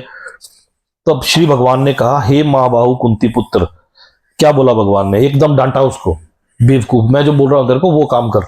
ऐसा नहीं किया भगवान ने। क्या बोला भगवान ने? बोला, निसंदेह चंचल मन को वश में करना अत्यंत कठिन है, किंतु उपयुक्त अभ्यास द्वारा तथा विरक्ति द्वारा ऐसा संभव है। क्या बोला? इनकार नहीं किया उसको। लॉर्ड कृष्णा सेड, ओ माइटी आर्म्ड अर्जुन। पहले तो बोला, हे महाबाहु अर्जुन, महाबाहु अर्जुन। ऐसा नहीं बोला कि यार तू क्या बात कर रहा है। नपुंसक भी बोला था उसको पीछे दूसरे अध्याय में, क्लैब्यम मास नपुंसक के, नपुंसक की तरह बातें कर रहा, दोबारा नपुंसक की तरह बात कर रहा है, इतनी देर से समझा रहा हूं तेरे को। क्या बोला? ऐसा नहीं बोला। क्या बोला? हे महाबाहु अर्जुन, हे महाबाहु Arjun, O mighty armed son of Kunti, it is undoubtedly very difficult to curb the restless mind. ये निसंदेह चंचल मन को वश में करना अत्यंत कठिन है। इट इज अनडाउटली, बिल्कुल ठीक बोल रहा तू, इसमें कोई दो राय नहीं है। Undoubtedly very difficult to curb the restless mind, मन को वश में करना अत्यंत कठिन है, किंतु साथ में बोला कि लेकिन उपयुक्त अभ्यास द्वारा तथा विरक्ति द्वारा ऐसा संभव है। But it is possible by suitable practice and by detachment. यम और नियम, डूज और डोंट्स। क्या हुआ? अभ्यास क्या हुआ? डूज, कि आपको क्या करना है उसकी प्रैक्टिस, और विरक्ति क्या हुई कि आपको क्या नहीं करना है। अगर आप वो करते रहोगे जो करना है, लेकिन आपको यह नहीं पता कि क्या नहीं करना है, तो वो करना भी बेकार हो गया। और यदि आपको ये तो आप पता है आपको कि ये नहीं करना है, लेकिन करना क्या है वो नहीं पता, तो भी बेकार हो गया। तो क्या बोला? पहले तो एडमिट किया, अर्जुन की व्यथा को एडमिट किया। ऐसा नहीं बोला कि गलत बात, तू गलत बोल रहा है, मैं भगवान हूं, मेरी बात सुन, मैं जो बोल रहा हूं तेरे को वो सुन। ऐसा नहीं बोला। उसने बोला बिल्कुल ये ठीक बोल रहा है, सच सच है, सच है, लेकिन अभ्यास और विरक्ति के द्वारा ऐसा संभव है। इसके तात्पर्य को भी आप मेरे साथ पढ़ेंगे। अर्जुन द्वारा व्यक्त इस हठीले मन को वश में करने की कठिनाई को भगवान स्वीकार करते हैं, किंतु साथ ही ये भी सुझाते हैं कि अभ्यास तथा वैराग्य, यानी कि प्रैक्टिस और डिटैचमेंट, अभ्यास और वैराग्य क्या हुआ? प्रैक्टिस और डिटैचमेंट, डूज और डोंट्स द्वारा ये संभव है। ये अभ्यास क्या है? अभ्यास क्या है? ये अभ्यास क्या है? क्वेश्चन मार्क के आगे, ये अभ्यास क्या है? वर्तमान युग में तीर्थवास, परमात्मा का ध्यान, मन तथा इंद्रियों का निग्रह, ब्रह्मचर्य का पालन, एकांतवास और कठोर विधि विधानों का पालन कर पाना संभव है? नहीं है, संभव नहीं है। क्या लिखा है कि वर्तमान युग में कहां है पॉसिबल कि आप परमात्मा का ध्यान करो, तीर्थ स्थान में जाके रहना शुरू कर दो, मन तथा इंद्रियों का निग्रह करो, यानी कि इनको कंट्रोल करो, ब्रह्मचर्य व्रत का पालन करो, एकांतवास में जाओ, कठोर विधि विधानों का पालन करो।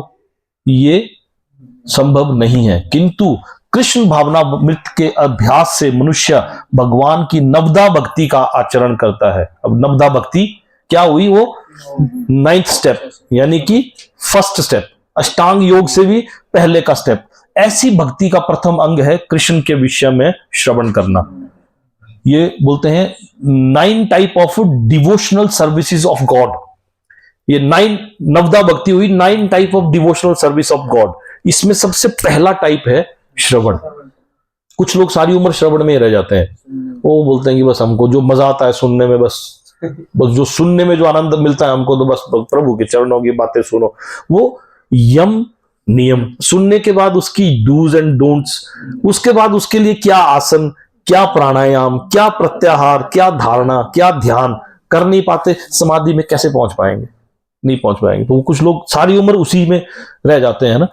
मन को समस्त प्रकार के दुष्चिंताओं से शुद्ध करने के लिए यह परम शक्तिशाली एवं दिव्य विधि है। कृष्ण के विषय में जितना ही अधिक श्रवण किया जाता है, उतना ही मनुष्य उन वस्तुओं के प्रति अनासक्त हो जाता है जो मन को कृष्ण से दूर ले जाने वाली है। मन को उन सारे कार्यों से विरक्त कर लेने पर, जिनसे कृष्ण का कोई संबंध नहीं, मनुष्य सुगमता पूर्वक वैराग्य सीख सकता है। इजीली लर्न डिटैचमेंट, सुगमता पूर्वक वैराग्य सीख सकता है, मतलब कि धीरे धीरे वो डिटैचमेंट को सीख सकता है। अब दूसरा सवाल आता है कि वैराग्य क्या है? दूसरा सवाल, पहला था अभ्यास क्या है, क्योंकि भगवान ने बोला अभ्यास और वैराग्य से। अभ्यास क्या है और वैराग्य क्या है? पदार्थ से विरक्ति और मन का आत्मा में प्रवृत्त होना, ये वैराग्य है। इसके बाद अगले श्लोक में, जिसका मन उच्छल है उसके लिए आत्म साक्षात्कार कठिन कार्य होता है। उच्छल मतलब हुआ अनब्रिडल्ड, अनब्रिडल्ड। उच्छल मतलब भटका हुआ मन। उच्छल है उसके लिए आत्म साक्षात्कार कठिन कार्य होता है, किंतु जिसका मन संयमित है, क्या है? रिचुअल के साथ, नियम के साथ पालन करने वाला है, जिसका मन नियमित है, संयमित है, और जो समुचित उपाय भी करता है। मन तो संयमित है लेकिन उपाय नहीं करता, तो उसके लिए भी आत्म साक्षात्कार संभव नहीं है। लेकिन जिसका मन संयमित है और समुचित उपाय भी कर रहा है, वही जिसको पता है कि डू क्या करना है और डोंट्स क्या करना है। डोंट का पता है, डू का पता नहीं, डू का पता है और डोंट, और जिसको डूज और डोंट्स का दोनों का पता है, संयमित भी है और समुचित उपाय भी कर रहा है, और उस लाइन में एक है कि मन तो उसका बहुत संयमित है लेकिन उस लाइन में आगे बढ़ने की कोशिश नहीं कर रहा। तो यहां भगवान ने बोला कि उसके लिए आत्म साक्षात्कार करना कठिन है, किंतु जिसका मन संयमित है और जो समुचित उपाय भी करता है उसकी सफलता ध्रुव है, ऐसा मेरा मत है। This is my opinion. भगवान ने स्टैंप लगाई। भगवत गीता में 5 जगह भगवान स्टैंप लगाएंगे।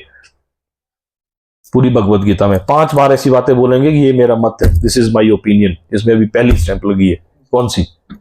इतने श्लोकों में पहली बार भगवान ने लगाई स्टैंप, ये मेरा मत है। मैं आपको 5 बताऊंगा, है ना। पूरी भगवत गीता में भगवान किसी चीज को ऑथेंटिक बोलते कि यही मेरा मत है, ये मेरा मानना है, यानी कि वो कितनी जबरदस्त चीज होगी, हम नहीं समझ पा रहे हैं, उसको फॉलो नहीं कर पा रहे हैं, वो बात अलग है ना। भगवान घोषणा करते हैं कि जो व्यक्ति अपने मन को भौतिक व्यापारों से विलग करने का समुचित उपाय नहीं करता, उसे आत्म साक्षात्कार में शायद ही सफलता प्राप्त हो सके। इसके बाद अगला श्लोक है। यहां अर्जुन 2 सवाल अर्जुन ने पूछे। अभी भगवान ने 2 श्लोक बोले, अर्जुन के मन में फिर सवाल आ गया। क्या सवाल आया अर्जुन के मन में? अर्जुन ने कहा, हे कृष्ण, उस असफल योगी की क्या गति है? उस असफल योगी की गति क्या है जो प्रारंभ में श्रद्धा पूर्वक आत्म साक्षात्कार की विधि ग्रहण करता है? उसको लगा होगा कि इस लाइन पे तो मैं भी पहले चला था, फिर मैं बीच में भटक गया। अब वो अपने बारे में पूछ रहा है, अपने बारे में पूछ रहा है, अपने लिए नहीं पूछ रहा, वो पूछ हम सब के लिए रहा है, क्योंकि भगवान कृष्ण ने गीता अर्जुन को सुनाई थी। यस और नो? हमें सुनाई थी। अर्जुन तो माध्यम था, अर्जुन को नहीं सुनाई थी, अर्जुन के माध्यम से हम लोगों को सुनाई थी। उस असफल योगी की गति क्या है जो प्रारंभ में श्रद्धा पूर्वक आत्म साक्षात्कार की विधि ग्रहण करता है, किंतु बाद में भौतिकता के कारण उससे विचलित हो जाता है और योग सिद्धि को प्राप्त नहीं कर पाता। हे महाबाहु कृष्ण, क्या ब्रह्म प्राप्ति के मार्ग में से भ्रष्ट ऐसा व्यक्ति आध्यात्मिक तथा भौतिक दोनों ही सफलताओं से च्युत नहीं होता और छिन्न भिन्न बादल की भांति विनष्ट नहीं हो जाता, जिसके फलस्वरूप उसके लिए किसी लोक में कोई स्थान नहीं रहता? हे कृष्ण, यही मेरा संदेह है और मैं आपसे इसे पूर्णतया दूर करने की प्रार्थना कर रहा हूं। आपके अतिरिक्त अन्य कोई नहीं है जो इस संदेह को नष्ट कर सके। इन तीनों श्लोकों का क्या मतलब है, कोई बताओ? थोड़ा 5-10 मिनट 15 मिनट आगे बढ़ा ले आज। क्या मतलब है इन तीनों श्लोकों का? अर्जुन ने पूछा कि अगर कोई अध्यात्म के मार्ग पर चला फिर छोड़ दिया उसने, उसका क्या होगा? उसका क्या होगा? और ब्रह्म प्राप्ति के मार्ग में ऐसा आदमी जो शुरू में एंटर किया और बाद में भ्रष्ट हो गया, कहीं वो छिन्न भिन्न बादल की तरह तो नहीं भटक गया? कई बार एक बादल का बड़ा टुकड़ा होता है, एक बादल का बड़ा टुकड़ा, उस बादल के बड़े टुकड़े से छोटा सा बादल निकलता है और इसके साथ जुड़ जाता है, तब तो ठीक है। लेकिन कई बार ऐसा होता है कि ये इधर जुड़ने से पहले हवा आती है और उसको उड़ा के ले जाती है। तो ऐसे इंसान ने ना तो इंद्रिय तृप्ति का मजा ले पाया, ना ही वो विलुप्त हो गया आकाश में। तो अर्जुन पूछ रहा उसका क्या होगा? है ना मेरे आपके मन का सवाल कि उसका क्या होगा? हम कोशिश तो करी हमने, इधर से भी छूटा उधर से भी छूटा। मन का अर्जुन कहता है और तन का अर्जुन कुछ कहता है, तो इधर से भी गया और उधर से भी गया, तब क्या करें? तो ये सवाल पहले तो भाष्यकार इसको और इलेबोरेट करेगा और उसके बाद भगवान इसका जवाब देंगे, है ना। भगवत गीता में 37वें श्लोक के तात्पर्य को मेरे साथ साथ पढ़ो आप। भगवत गीता में आत्म साक्षात्कार या योग मार्ग का वर्णन है। आत्म साक्षात्कार का मूलभूत नियम ये है कि जीवात्मा ये भौतिक शरीर नहीं है, अपितु इससे भिन्न है और उसका सुख शाश्वत जीवन आनंद तथा ज्ञान से निहित है। ये शरीर तथा मन दोनों से परे है। आत्म साक्षात्कार की खोज ज्ञान द्वारा की जाती है।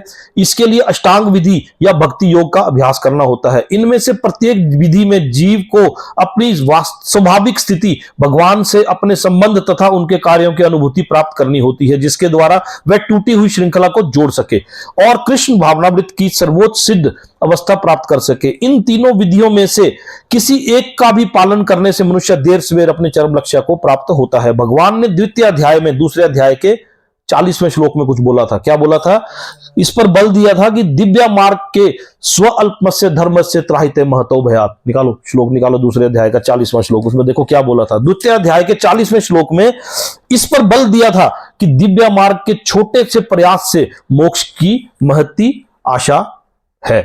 देखो दूसरे अध्याय का 40वां श्लोक है, इसमें बोला था भगवान ने, नेह विक्रम नाशो अस्ति, संस्कृत में स्वल्पमस्य धर्मस्य त्राहिते महतो भयात्। इस प्रयास में ना तो हानि होती है ना ही हास होता है, यानी कि नो लेस और डिमिनिशिएशन। इस पथ पर की गई अल्प प्रगति भी महान भय से रक्षा करती है। ये काम दूसरे अध्याय में बोल दिया था भगवान ने, हमने सुना भी और दूसरे कान से निकाल दिया। आगे भगवान दोबारा इसको रिपीट कर रहे हैं। इसका मतलब वो जरूरी बात होगी। क्या जरूरी बात होगी? कि इस पर बल दिया था कि दिव्य मार्ग के थोड़े से प्रयास से भी मोक्ष की महती आशा होती है। थोड़ी कोशिश भी कर ली तब भी आशा होती है। इन तीनों में से इस युग के लिए भक्ति योग विशेष रूप से उपयुक्त है, क्योंकि इस साक्षात्कार की यह श्रेष्ठतम प्रत्यक्ष विधि है। अतः अर्जुन पुनः आश्वस्त होने के लिए, दूसरे अध्याय में तो भगवान ने बोल दिया था, लेकिन पुनः आश्वस्त और ऑथेंटिक जवाब चाहता था वो। आश्वस्त होने की दृष्टि से भगवान कृष्ण ने अपने पूर्व कथन की पुष्टि करने को कहा। कहता है पूर्व कथन कौन सा हुआ? इस कथन की आपने पहले कहा था कुछ, आप बोल रहे हैं भगवान को कि उसकी पुष्टि करो, जो आपने कहा था ठीक बोला था कि गलत बोला था, करने के लिए कहता है। भले ही कोई आत्म साक्षात्कार के मार्ग को निष्ठापूर्वक क्यों ना स्वीकार करे, किंतु ज्ञान की अनुशीलन विधि तथा अष्टांग योग के अभ्यास इस युग के लिए सामान्यतः बहुत कठिन है। कौन सी विधि क्यों ना स्वीकार करे? सुनने की विधि तो स्वीकार कर ली, लेकिन उससे अगले स्टेप्स जो है वो भूल जाता है अगर इंसान, तो उसका क्या होता है? अतः निरंतर प्रयास होने पर भी मनुष्य अनेक कारणों से असफल हो सकता है। पहला कारण तो यह हो सकता है कि मनुष्य इस विधि का पालन करने में पर्याप्त सतर्क ना रह पाए, यानी कि सफिशिएंटली सीरियस ना रह पाए, उतना सतर्क ना रह पाए, सीरियस ना रह पाए। दिव्य मार्ग का अनुसरण बहुत कुछ माया के ऊपर धावा बोलना जैसा है। दिव्य मार्ग के ऊपर चलना कैसा है? माया के ऊपर धावा बोलना जैसा। फलता जब भी मनुष्य माया के पाश से छूटना चाहता है, यानी कि जब भी मनुष्य क्लचेस ऑफ इल्यूशनरी एनर्जी से छूटना चाहता है, माया के पाश से पूरी और मटर पनीर छोड़ना चाहता है, जब कोई उसके पाश से छूटना चाहता है, तो वह विविध प्रलोभनों के द्वारा कि आज तो बिल्कुल ताजे बने हैं, आज पूरियों का रंग तो देखो, आज तो मटर पनीर में कुछ ज्यादा स्पेशल है, अच्छा स्पेशल है, विविध प्रलोभनों द्वारा, तरह तरह के प्रलोभनों द्वारा कि आज तो स्पेशल आपके लिए बनाया है, आज भी नहीं खाओगे, कल से छोड़ देना, आज तो खा लो। तो विभिन्न प्रकार के प्रलोभनों द्वारा अभ्यासकर्ता को पराजित करना चाहती है। कौन कौन पराजित करना चाहती है? बुद्धि, मन और इंद्रियां, वो तीनों एक साथ मिलके, है ना। बद्ध जीव पहले से प्रकृति के गुणों द्वारा मोहित रहता है। एक तो पहले से प्रकृति के गुणों के द्वारा मोहित है, अंदर तो उसकी इच्छा बनी हुई है, ऊपर से वो और जाके आग में घी डाल दिया, है ना, रहता है। और दिव्य अनुशासनों का पालन करते समय भी उसके पुनः मोहित होने की संभावना बनी रहती है। भले उसने दिव्य अनुशासनों का पालन किया हो, मैं 2.5 महीने से मटर पनीर छोड़ा हुआ है, लेकिन वो रंग देख के वो फिर मोहित हो जाता है, बनी रहती है। यही योग चलित मानस अर्थात दिव्य पथ से विचलन कहलाता है। अर्जुन आत्म साक्षात्कार के मार्ग से विचलन के प्रभाव के संबंध में जिज्ञासा करता है। किसमें जिज्ञासा करता है? इस श्लोक में जिज्ञासा करता है कि हे कृष्ण, असफल योगी की क्या गति है, जो प्रारंभ में श्रद्धा पूर्वक आत्म साक्षात्कार की विधि ग्रहण करता है, किंतु बाद में भौतिकता के कारण उससे विचलित हो जाता है और योग सिद्ध की को प्राप्त नहीं कर पाता। अगले श्लोक में क्या बोले? हे महाबाहु कृष्ण, क्या ब्रह्म प्राप्ति के मार्ग से भ्रष्ट ऐसा व्यक्ति आध्यात्मिक तथा भौतिक दोनों ही सफलताओं से च्युत नहीं हो जाता? कैरियर मतलब कैरियर छोड़कर भक्ति में लग गया, और क्या यार इसने इससे अच्छा तो भोग ही कर लेता, ना तो भक्ति में सिद्धि मिली और भोग विलास से भी गया। एक जीवन मिला, खाओ पियो ऐश करो, उसको भी छूट गया, मजा भी नहीं लिया। और ये अर्जुन ने सवाल पूछ लिया मेरे और आपके बिहाफ में 5200 साल पहले पूछ लिया, कितनी बड़ी बात है। फिर अर्जुन को सुनाई गीता की, मेरे को और आपको सुनाई है ना, अर्जुन को थोड़ी ना सुनाई। अर्जुन तो मेरे और आपके बिहाफ में बेचारा क्वेश्चन कर रहा था। ये क्वेश्चन किया ना उसने, क्या ब्रह्म प्राप्ति के मार्ग से भ्रष्ट ऐसा व्यक्ति आध्यात्मिक तथा भौतिक दोनों ही सफलताओं से च्युत नहीं हो जाता? दोनों ही सफलताओं से च्युत नहीं हो जाता का क्या मतलब है इंग्लिश में? O mighty armed Krishna, does not such a man who is bewildered from the path of transcendence fall away from both spiritual and material success? च्युत मीन्स फॉल अवे, वो इसमें भी गया उससे भी गया, च्युत नहीं हो जाता। और छिन्न भिन्न बादल की भांति विनष्ट नहीं हो जाता, जिसके फल स्वरूप उसके किसी लोक में कोई स्थान नहीं रहता। ना तो यहां भोग कर पाया, ना वो ऐश्वर्या मिला, इधर से भी गया उधर से भी गया। है कि नहीं? सवाल क्वेश्चन था, अच्छा सवाल था ना, क्वेश्चन मार्क भी लगा इसके आगे। देखो श्लोक के बाद क्वेश्चन मार्क भी लगा हुआ है। तब इसके तात्पर्य में क्या बोलता है भाष्यकार? उन्नति के दो मार्ग है। भौतिकवादी व्यक्तियों की अध्यात्म में कोई रुचि नहीं रहती। देखा होगा आपने, भौतिकवादी लोगों को अध्यात्म की कहीं बात लगे तो दो मार्ग है उन्नति के ना, तो जिसमें एक भौतिकवाद का मार्ग है, दूसरा अध्यात्म का मार्ग है। भौतिकवादी लोगों की अध्यात्म में कोई उन्नति रहती। अच्छा, वे आर्थिक विकास द्वारा भौतिक प्रगति से में अत्यधिक उच्च रुचि लेते हैं, या फिर समुचित कार्य द्वारा उच्चतर लोगों को प्राप्त करने में अधिक रुचि रखते हैं। यदि कोई अध्यात्म के मार्ग को चुनता है तो उसे सभी प्रकार के तथाकथित भौतिक सुख से विरक्त होना पड़ता है। यदि महत्वाकांक्षी ब्रह्मवादी असफल होता है तो वह दोनों ओर से जाता है। दूसरे शब्दों में, वह ना तो भौतिक सुख भोग पाता है और ना आध्यात्मिक सफलता ही प्राप्त कर पाता है। ना उसे ये मिला ना वो मिला, उसका कोई स्थान नहीं रहता। वह छिन्न भिन्न बादल के समान होता है। कभी कभी आकाश में एक बादल छोटे बादल खंड से विलग होकर एक बड़े खंड में जा मिलता है, किंतु यदि वह बड़े खंड से नहीं जुड़ पाता तो वायु उसे बहा के ले जाती है और वह विराट आकाश में लुप्त हो जाता है। आगे क्या, ये शब्द क्या है? ब्राह्मण है कि ब्रह्मांड है? क्या पढ़ते हैं इसको? ब्रह्मणा, ब्रह्मणा पति ब्रह्म साक्षात्कार का मार्ग है, जो अपने आप को परमेश्वर का अभिदंश जानने के लिए प्राप्त होता है। और परमेश्वर ब्रह्म परमात्मा, ये तो अच्छा। श्लोक में क्या था?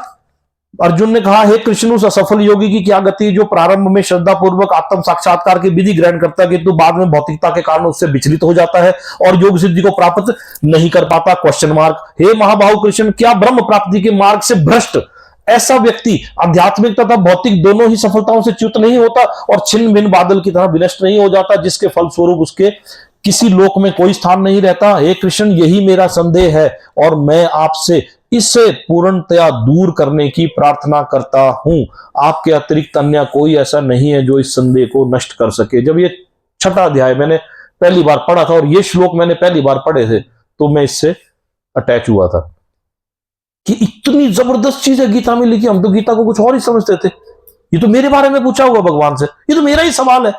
मैं इतना ज्यादा अटैच हुआ था इस श्लोक से, तब मैंने गीता पढ़ना शुरू की थी। ये मुझे किसी ने बोला था कि छोड़ पर ये 5 श्लोक पढ़ ले, छोड़ गीता नहीं पढ़नी, 5 श्लोक ही पढ़ ले, कोई बात नहीं, 5 तो पढ़ ले, अच्छा लगेगा कुछ सवाल तो आगे पढ़ियो, नहीं तो मत पढ़ियो। तात्पर्य क्या है? कृष्ण भूत वर्तमान तथा भविष्य के जानने वाले। भगवत गीता के प्रारंभ में भगवान ने कहा है कि सारे जीव वृष्टि रूप में भूतकाल में विद्यमान थे, इस समय विद्यमान है और भगवत बंधन से मुक्त होने पर भविष्य में भी रूप में बने रहेंगे। इस प्रकार उन्होंने विशिष्ट जीव के भविष्य विषयक प्रश्न का स्पष्टीकरण कर दिया है। अब भगवान इसके बारे में उत्तर दे रहे हैं अगले श्लोक से। क्या उत्तर दिया भगवान ने? कहा, हे पृथा पुत्र, कल्याण कार्यों में निरत योगी का ना तो इस लोक में और ना परलोक में विनाश होता है। हे मित्र, भलाई करने वाला कभी बुराई से पराजित नहीं होता। अब इसके तात्पर्यों को मैं नहीं पढ़ूंगा, एक बार मैं यहां से लेके 47वें श्लोक तक इसको कंटिन्यू पढ़ूंगा, तात्पर्य बाद में पढ़ेंगे। वैसे तात्पर्य आप घर में भी पढ़ोगे तो आपको बड़ा मजा आएगा। मेरे 47 श्लोक है इस अध्याय में, मैं इसको थोड़ा सा फास्ट करूंगा, फिर आप बोलोगे कि तात्पर्य पढ़ो तब पढ़ूंगा, नहीं तो नहीं पढ़ूंगा, ठीक है। भगवान ने कहा, हे पृथा पुत्र, यही श्लोक है 40वां, हे पृथा पुत्र, कल्याण कार्यों में निरत योगी का ना तो इस लोक में ना परलोक में ही विनाश होता है। यहां बोलने का मतलब है भगवान का कि जिसने कल्याण कार्य की शुरुआत कर ली, चाहे थोड़ी की चाहे बुरी ज्यादा की, उसका कभी विनाश नहीं हो सकता। भलाई करने वाला कभी बुराई से पराजित नहीं होता, ये भगवान ने इस श्लोक में कहा। तात्पर्य पढ़ोगे तो आपको और ज्यादा मजा आएगा। अगले श्लोक में कहा, असफल योगी पवित्र आत्माओं के लोकों में अनेक वर्षों तक भोग करने के बाद या तो सदाचारी पुरुषों के परिवार में या कि धनवान के कुल में जन्म लेता है। असफल कैसे हुआ फिर वो?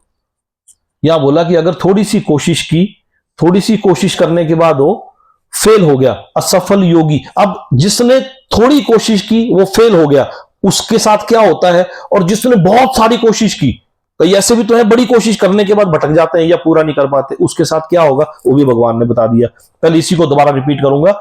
असफल योगी पवित्र आत्माओं के लोकों में अनेक वर्षों तक भोग करने के बाद या तो सदाचारी पुरुषों के परिवार में या कि धनवान के कुल में जन्म लेता है, अथवा यदि दीर्घ काल तक होता है, आफ्टर लॉन्ग प्रैक्टिस, जिसने बहुत देर तक प्रैक्टिस की, तक योग करने के बाद असफल रहे। एक तो है जिसने थोड़ी सी कोशिश की और वो असफल हो गया, तो उसके साथ क्या होगा?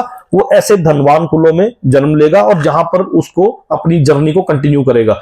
और यदि किसी ने बहुत देर तक प्रैक्टिस की है, बड़ी देर तक प्रैक्टिस किया और असफल रहा, तो वह ऐसे योगियों के कुल में जन्म लेता है जो अति बुद्धिमान है। निश्चय ही इस संसार में ऐसा जन्म दुर्लभ है। अब इसके तात्पर्य में और क्लियर होगा, पर पहले मैं श्लोक पढ़ लूंगा। हे कुरुनंदन, ऐसा जन्म पाकर अब क्या होगा? जब जिसने दीर्घ काल तक प्रैक्टिस की थी, उसके बाद उसके अच्छे किसी घर में, सही घर में उसकी जन्म हुआ, तो क्या करेगा वो? ऐसा जन्म पाकर वह अपने पूर्व जन्म की दैवी चेतना को पुनः प्राप्त करता है और पूर्ण सफलता प्राप्त करने के उद्देश्य से वह आगे उन्नति करने का प्रयास करता है। अपने पूर्व जन्म की दैवी चेतना से वह ना चाहते हुए भी स्वतः योग के नियमों की ओर आकर्षित होता है। ऐसा जिज्ञासु योगी शास्त्रों के अनुष्ठानों से परे स्थित होता है, और जब योगी समस्त कल्मश से शुद्ध होकर सच्ची निष्ठा से आगे प्रगति करने का प्रयास करता है, तो अंतोगत्वा अनेकानेक जन्मों का अभ्यास के पश्चात सिद्धि लाभ करके वह परम गंतव्य को प्राप्त करता है। योगी पुरुष तपस्वी से, ज्ञानी से तथा सकाम कर्मी से बढ़कर है। अतः हे अर्जुन, तुम सभी प्रकार से क्या बनो? योगी बनो। और समस्त योगियों में से जो योगी अत्यंत श्रद्धापूर्वक मेरे परायण है, अपने अंतःकरण में मेरे विषय में सोचता है और मेरी दिव्य प्रेमा भक्ति करता है, वह योग में मुझसे परम अंतरंग रूप से युक्त रहता है और सबों से सर्वोच्च है। यही मेरा मत है। या फिर दूसरी बार बोल दिया इसी अध्याय में, 2 बार बोल दिया कि यही मेरा मत है। अब यहां पर इसके तात्पर्यों को जब हम पढ़ेंगे, उसमें आपको एक कॉपी पेन अगर जिसके पास है तो कुछ लिखो, मैं थोड़ा सा आपको आसान हो जाएगा। थोड़ा सा 5-6 लाइनें में आपको लिखाऊंगा, आपको इन 5-6 श्लोकों का मतलब ज्यादा समझ आएगा। हम लास्ट से चलेंगे, लगा लें 10-15 मिनट है। 5-6 श्लोकों को अब सबसे नीचे लिखो, नीचे थोड़ा सा, सबसे ऊपर लिखो, चलो सबसे ऊपर लिखो भक्ति योगी।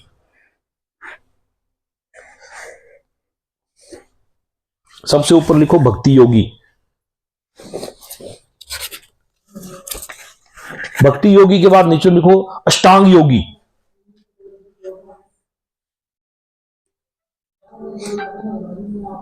अष्टांग योगी के नीचे लिखो ज्ञान योगी। आप इस पे लिख लो गीता पे क्या हुआ। अष्टांग योगी के नीचे लिखो ज्ञान योगी। ज्ञान योगी के नीचे लिखो निष्काम योगी। निष्काम योगी के नीचे लिखो सकाम कर्म योगी।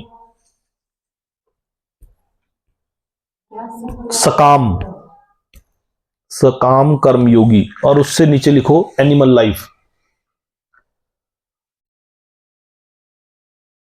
सबसे ऊपर लिखा हमने भक्ति योगी, उसके बाद लिखा अष्टांग योगी, उसके बाद लिखा ज्ञान योगी, उसके बाद लिखा निष्काम योगी, उसके बाद लिखा सकाम कर्म योगी, और सबसे नीचे लिखा एनिमल लाइफ। हमारी जो जर्नी की शुरुआत है वो एनिमल लाइफ से शुरुआत है। एनिमल लाइफ सबसे निचली लाइफ है, जिसमें हमें भोग विलास और भक्ति, हम आगे अपनी प्रगति नहीं कर सकते उसमें, तो सिर्फ प्रगति का मार्ग उस एनिमल लाइफ में हम, तो ये सबसे निचली लाइफ। उससे ऊपर आ गया सकाम कर्म योगी। सकाम कर्म योगी है जब कोई इंसान योगी बनने की जर्नी में शुरुआत है, तो है वो सकाम कर्म योगी। सकाम कर्म योगी क्या हुआ? जो ना तो अपने कर्म भगवान के प्रति देता है, ना कर्म के फलों को भगवान के प्रति देता है, ना तो कोई फ्रूट्स भगवान को देता है, ना कोई एक्टिविटीज को भगवान की तरफ आकर्षित करता है। कोई ऐसी एक्टिविटी नहीं करता। ये वो है जो बोलते हैं कि कौन भगवान? नास्तिक। नास्तिक कैटेगरी को आप इसमें गिन सकते हो कि वो कैटेगरी है जो जिनका भगवान से कोई लेना देना नहीं है। ये हुए सकाम कर्म योगी, जिनके लिए कर्म ही पूजा है। ये है सकाम कर्म योगी, जो सिर्फ और सिर्फ कर्म पर ही आश्रित है। इनके लिए कर्म ही पूजा है। इनका ये ना तो भगवान को अपने कर्मों का फल देंगे, ना भगवान के लिए अपने कर्म करेंगे। इससे ऊपर वाली स्टेज आती है निष्काम कर्म योगी। निष्काम कर्म योगी क्या करता है? उसकी एक्टिविटीज तो डेडिकेटेड नहीं है भगवान के प्रति। वो दिन भर पाप कर्म ही रहा है, लेकिन वो कर्म के फलों को भगवान को अर्पित कर रहा है। यह है सकाम कर्म योगी। वो दिन भर पाप कर्म रहा है, लेकिन वो कर्म के फलों, जो अर्जित फल है, उसका एक हिस्सा भगवान को दे दे रहा है। एक हिस्सा, 2 हिस्से, यानी कि वो फ्रूट्स भगवान को दे देता है, लेकिन एक्टिविटीज करता वो है जो उसका मन बोलता है। करूंगा मैं वही जो मेरा मन बोलेगा। ठीक है, थोड़ी देर जाके भगवान का मत्था टेक लूंगा। ये है जैसे कोई स्मगलर है। हाँ, स्मगलर है, भंग चरस बेचने वाला है, कोई पाप कर्म करने वाला है, बकरे काटने वाला है। वो कर वो ही रहा जो उसका मन बोल रहा है। बोलता है ये ठीक है, भगवान है नहीं, लेकिन है। काट वो बकरे ही रहा है। डर है भी नहीं, लेकिन क्योंकि उससे ऊपर की स्टेज है एनिमल लाइफ, उसके बाद निष्काम, निष्काम के बाद सकाम, सॉरी एनिमल के बाद सकाम, सकाम के बाद निष्काम। ये स्टेजेस है ना, ये उस स्टेज से उस स्टेज में पहुंच रहा है। एनिमल लाइफ में तो सोच नहीं सकते, जब इंसान का जन्म मिला। आप क्लियर हो गए? दोबारा तो नहीं है ना? उसके बाद आ गया ज्ञान योगी। ज्ञान योगी में जब इस स्टेज से जब आप ऊपर उठता है, उसको हल्का सा पता लगता है कि कहीं है, कुछ तो है, कुछ तो है, भगवान कहीं तो है, लेकिन कहां है, कौन है और क्यों है। फिर उसके मन में कई तरह के सवाल आते हैं, तो वो ज्ञान योग की तरफ जाता है। हाँ, चाहे वो पढ़ेगा, चाहे वो सुनेगा, ऐसी जगहों पर जाएगा जहां उसकी वो कीड़ी शांत होने की उस तरफ होगी। एक तो वो उस जगहों पर जाएगा ही नहीं, एक तो वैसा योगी होगा जो उस तरफ को जाएगा नहीं, एक ऐसा योगी उस तरफ को चलेगा, उस ट्रैक पर चलेगा, धीरे धीरे चलना शुरू कर देगा। वो पता करने लगेगा कि कहां है, क्या है, क्यों है तो है, अगर है तो कहां है, वो क्वेश्चन करेगा। वो नास्तिक से ऊपर की एक स्टेज आ जाती है जिसमें वो थोड़ा सा आस्तिक होता है, लेकिन वो वैसा आस्तिक नहीं बन पाता कि वो भगवान को मानने लग जाता है। तो वो ज्ञान के पथ पर चलता है। ज्ञान पे पथ पर चलने के बाद वो आता है प्रैक्टिस वाली स्टेज पे। वो सुनेगा पहले, कौन सा ये वो कैटेगरी कौन सी? नवदा भक्ति की पहली स्टेज में आ गया वो। उसके बाद वो अष्टांग योग में एंटर करता है, जहां वो इस चीज की प्रैक्टिस करता है। कुछ लोग ज्ञान के अभाव के कारण ऊपर बढ़ ही नहीं पाते, नवदा भक्ति की पहली स्टेज में ही खत्म हो जाते हैं, सुनते ही रह जाएंगे। लेकिन कुछ लोग जो इसमें जान लेते हैं कि नहीं, इससे आगे भी है, और उनको सही ज्ञान हो जाता है, तो वो इसकी प्रैक्टिस में अष्टांग योग में एंटर करते हैं। अष्टांग योग में एंटर करने के बाद फिर वो जाके भक्ति योगी बनते हैं। तो यहां पर भगवान ने क्या बोला है कि यही मेरा मत है। किसके लिए मत बोला? भक्ति योगी के लिए। भक्ति योग में एंटर करने के बाद ही आप ऊपर पहुंच सकते हो, समाधि, भगवत धाम, कृष्ण धाम।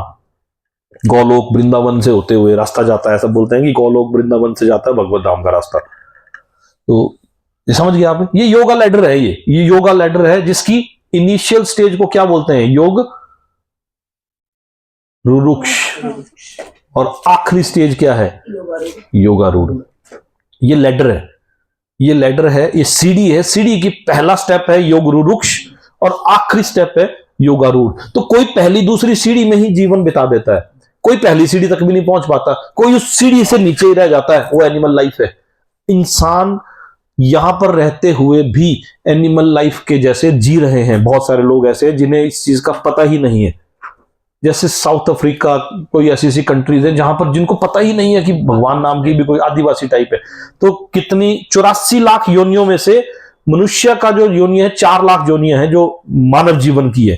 तो उन 4 लाख योनियों में भी हर कोई वहां नहीं पहुंच पाता। वो मनुष्य होते हुए भी एनिमल लाइफ के जैसे जी रहे हैं। आज भी बहुत सारी कंट्रीज के बहुत सारे लोग ऐसे हैं जो जानवरों के जैसे ही, जानवरों से बदतर जीवन अपना बिता रहे हैं। तो ये इन 5 श्लोकों में है। अगर आप बोलोगे तो मैं इनको फटाफट करके पढ़ सकता हूं। आपके लिए। पढ़ो, है ना, ठीक है। तो हम करेंगे इसको यहां से शुरुआत। इसमें ये अर्जुन के उस सवाल का जवाब मिलने वाला है हमें। उस सवाल का जवाब मिलने वाला, किस सवाल का? जिसमें अर्जुन पूछता है कि उसका क्या होगा जो थोड़ी पूजा करने के बाद छोड़ देगा, और उसका क्या होगा जो ज्यादा पूजा करने के बाद छोड़ेगा। जिसकी छोड़ी तो छोड़ी, दोनों में छूट गई, किसी से थोड़े में छूट गई, किसी से ज्यादा में छूट गई, तो उसका क्या होगा, ये जवाब देंगे भगवान इसमें ना। तो हम मेरे साथ साथ पढ़ना आपने, तो कंटिन्यूटी थोड़ी सी और बनेगी। श्रीमद् भागवत में नारद मुनि और व्यास देव का एक संवाद है, उसमें यह बोला गया, यदि कोई समस्त भौतिक आशाओं को त्याग कर भगवान की शरण में जाता है तो इसमें ना तो कोई क्षति होती है ना पतन। दूसरी ओर अभक्त जन अपने अपने व्यवसायों में लगे रह सकते हैं और फिर भी वे कुछ प्राप्त नहीं कर पाते। भौतिक लाभ के लिए अनेक शास्त्रीय तथा लौकिक कार्य हैं। ये पेज नंबर 257 पे हम। जीवन के आध्यात्मिक उन्नति अर्थात कृष्ण भावनामृत के लिए योगी को समस्त भौतिक कार्यकलापों का परित्याग करना होता है। कोई ये तर्क कर सकता है, यहां वो तर्क आ गया, कोई ये तर्क कर क्वेश्चन कर सकता है कि यदि कृष्ण भावना भावित पूर्ण हो जाए तो इससे सर्वोच्च सिद्धि प्राप्त हो सकती है, किंतु यदि यह सिद्धि प्राप्त ना हो पाई तो भौतिक एवं आध्यात्मिक दोनों दृष्टियों से मनुष्य को क्षति पहुंचती है। यह भी अधूरा रह गया, वो भी अधूरा रह गया। शास्त्रों का आदेश है कि यदि कोई स्वधर्म का आचरण नहीं करता है तो उसे पाप फल भोगना पड़ता है। जैसे नियम है, पूजा पाठ के कोई नियम है, शास्त्रों का आदेश है। शास्त्रों का आदेश कौन है? ये पूजा पाठ के नियम किस शास्त्रों में है? ये चारों वेदों में है। चारों वेदों में पूजा पाठ के नियमों के बारे में बताया गया है। तो ये शास्त्रों का आदेश है कि यदि कोई स्वधर्म का आचरण नहीं करता है, not executing the prescribed duty, स्वधर्म का आचरण नहीं करता तो उसे पाप फल भोगना पड़ता है। अतः जो दिव्य कार्यों को ठीक से नहीं कर पाता उसे फल भोगना होता है। भागवत पुराण आश्वस्त करता है कि असफल योगी को चिंता करने की आवश्यकता नहीं है, भले ही उसे ठीक से स्वधर्म आचरण ना करने का फल भोगना पड़े। Not perfectly executing the prescribed duty, ऐसा करने का उसको फल भोगना पड़े, पाप लगेगा उसे कि उसने हवन कार्य में वो नहीं किया, वो पूजा नहीं की, पाठ नहीं किया, बैठा नहीं, भक्ति में नहीं बैठा, भले ही उसको उसका पाप भोगना पड़े, पर फिर भी वह घाटे में नहीं रहता, क्योंकि शुभ कृष्ण भावनामृत कभी भी सम्मिलित नहीं होता, नेवर फॉरगॉटन है। जो इस प्रकार से लगा रहता है वह अगले जन्म में निम्न योनि में जन्म लेकर पहले की भांति भक्ति करता है।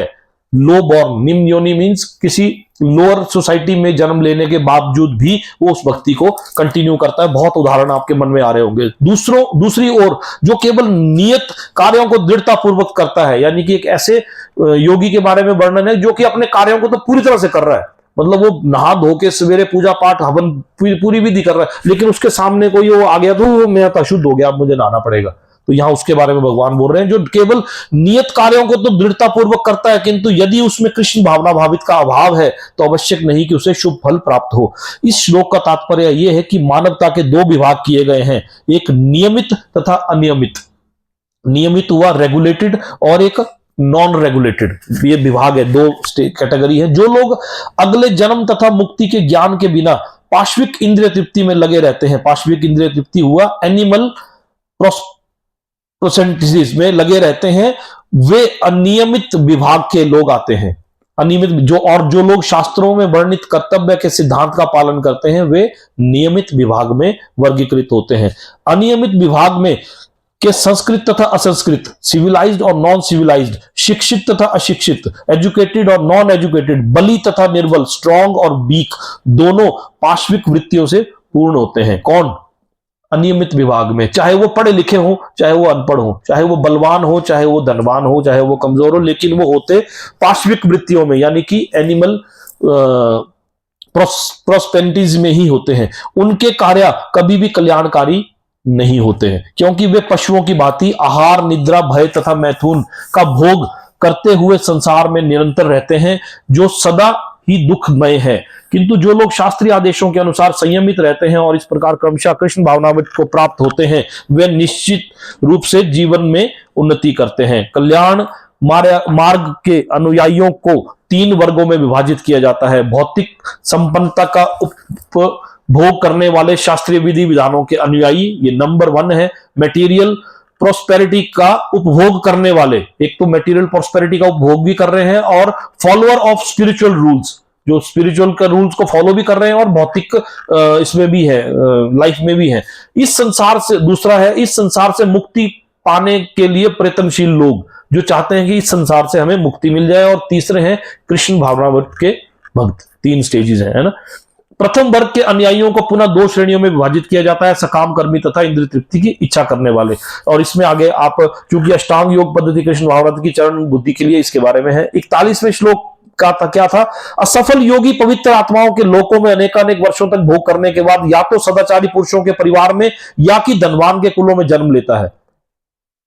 जो शुरू में थोड़ी सी कोशिश करने के बाद फेल हो गया, वो कैसे परिवार में जन्म लेता है उसके बारे में तात्पर्यकार बता रहा है। असफल योगियों की 2 श्रेणी है, एक तो वो जो बहुत थोड़ी उन्नति के बाद ही भ्रष्ट हो जाते हैं, और दूसरे वो जो बहुत ज्यादा दीर्घ काल तक योगाभ्यास के पश्चात भ्रष्ट होते हैं। जो योगी अल्पकालिक अभ्यास के बाद भ्रष्ट होते हैं, यानी कि शॉर्ट पीरियड प्रैक्टिस के बाद ही भ्रष्ट हो जाते हैं, वे स्वर्गलोक को जाता है, वो स्वर्गलोक को जाता है, जहां केवल पुण्य आत्माओं को प्रविष्ट होने दिया जाता है।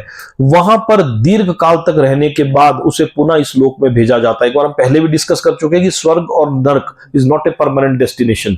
वहां पर आपको अपने कर्म के फलों को भोगने के बाद वापिस किसी ना किसी लोक में भेज दिया जाता है। जरूरी नहीं है कि आपको यहां भेजा जाए, आपको एनिमल लाइफ भी मिल सकती है, कुछ भी। वहां पर आपको कुछ टाइम तक रखा जाएगा, परमानेंट डेस्टिनेशन नहीं है।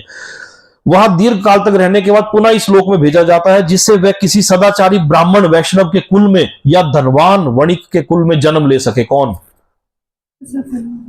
सा सफल योगी?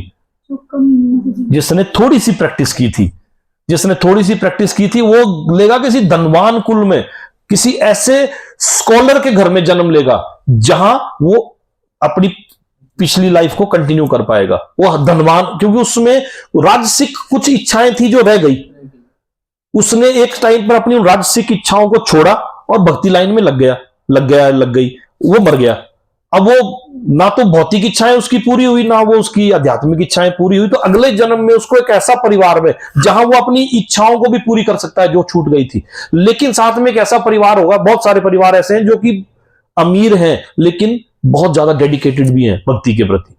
कुछ ऐसे परिवार हैं जो बहुत अमीर है लेकिन उनका भक्ति से नामो निशान नहीं है। तो ऐसा व्यक्ति जिसने पिछले जन्म में शुरुआत कर ली थी, पहले उसे स्वर्ग भोगने को मिलेगा, फिर उसके बाद वो दोबारा से आएगा, ऐसे कुल में जन्म लेगा जहां पर वो अपनी पूर्व चेतना को, योगाभ्यास का वास्तविक उद्देश्य कृष्ण भावनामृत की सर्वोच्च सिद्धि प्राप्त करना है, जैसा कि इस अध्याय के अंतिम श्लोक में बताया गया है। किंतु जो इतने अध्यवसायी नहीं होते और जो कि भौतिक प्रलोभनों के कारण असफल हो जाते हैं, उन्हें अपनी भौतिक इच्छाओं की पूर्ति करने की अनुमति दी जाती है।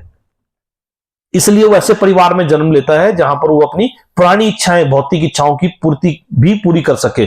तत्पश्चात उन्हें सदाचारी या धनवान परिवारों के में संपन्न जीवन बिताने का अवसर प्रदान किया जाता है। ऐसे परिवारों में जन्म लेने वाले इन सुविधाओं का लाभ उठाते हुए अपने आप को पूर्ण कृष्ण भावनामृत तक ऊपर ले जाते हैं।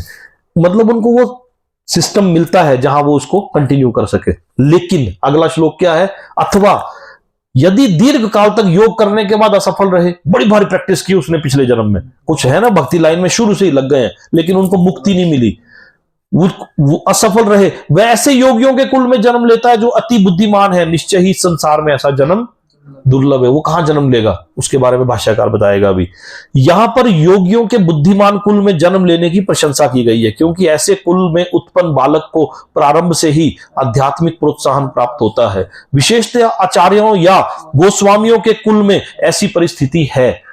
ऐसे कुल अत्यंत विद्वान होते हैं और परंपरा तथा प्रशिक्षण के कारण, ट्रेडिशन और ट्रेनिंग के कारण, क्योंकि उनका ट्रेडिशन चला रहा है, ब्राह्मण कुल में जन्म ले लिया, आपने ले लिया, ट्रेडिशन है, आपके बाप दादा ब्राह्मण थे, पूजा पाठ में है, ट्रेडिशनल कुल में जन्म लेने के कारण, ट्रेनिंग के कारण, क्योंकि आपको ऑलरेडी बचपन से ही वो ट्रेनिंग है, श्रद्धावान होते हैं।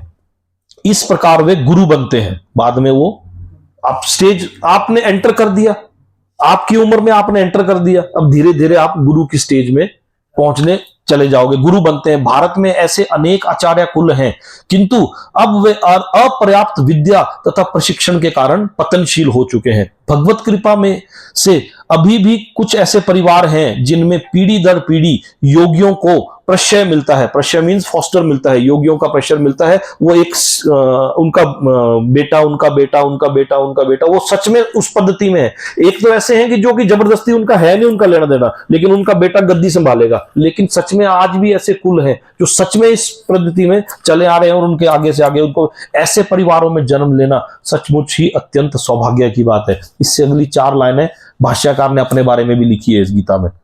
यही 4 लाइनें भाष्यकार ने अपने के बारे में लिखी हुई है। अदरवाइज जितने गीता के संस्करण हैं 700 750, उसमें भाष्यकार अपने बारे में ही लिखते हैं। आप कोई गीता उठा के देख लेना, उसमें भाष्यकार अपने ही एग्जाम्पल लिखेंगे कि मेरे साथ ऐसा हुआ, ये हुआ। ये 4 लाइनें भाष्यकार ने छोटी सी अपने बारे में लिखी है। क्या लिखा है?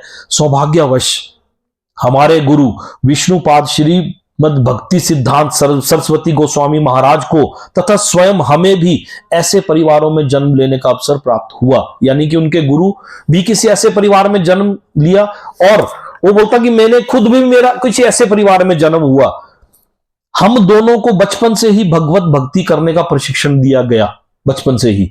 बाद में दिव्य व्यवस्था के अनुसार हमारी उनसे भेंट हुई। ऐसी व्यवस्था भगवान ने बनाई, उस व्यवस्था के अनुसार हमारी भेंट हुई और हम आगे बढ़े। तो ये इनके गुरु का जो नाम है, जो हमने इसमें एक बार देखा था। मैं थोड़ा थोड़ा बीच में आपका टाइम भी वेस्ट करता हूं, तो क्योंकि ये चीजें ढूंढने में ना बड़ा टाइम लगता है। मैंने बड़ी मुश्किल से ढूंढी है ये चीजें। ये देखो, ये 32वां गुरु है। ये भगवत गीता हम तक कैसे पहुंची, ये वाली भाषा ये कैसे पहुंची? तो ये था श्री कृष्ण ने ब्रह्मा को नारद व्यास करते करते, ये 32वें गुरु हैं ऐसी भक्ति वेदांत स्वामी प्रभुपाद, जिनकी इसमें फोटो भी है, जिन्होंने ये गीता की टिप्पणी की हुई है। इनके गुरु थे भक्ति सिद्धांत सरस्वती।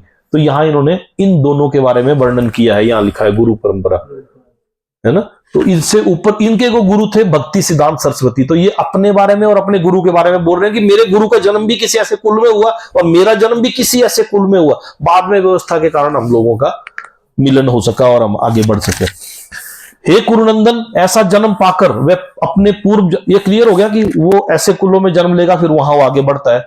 अगला श्लोक क्या था? भगवान ने बोला था, हे कुरुनंदन, ऐसा जन्म पाकर वे अपनी पूर्व जन्म की देवी चेतना को पुनः प्राप्त करता है और पूर्ण सफलता प्राप्त करने के उद्देश्य से आगे उन्नति करने का प्रयास करता है। यानी कि उसने अगर 50% पिछले जन्म में किया था, 51 से शुरू करेगा, 70 किया था तो 71 से शुरू करेगा, 90 कर दिया था तो 91 से शुरू करेगा।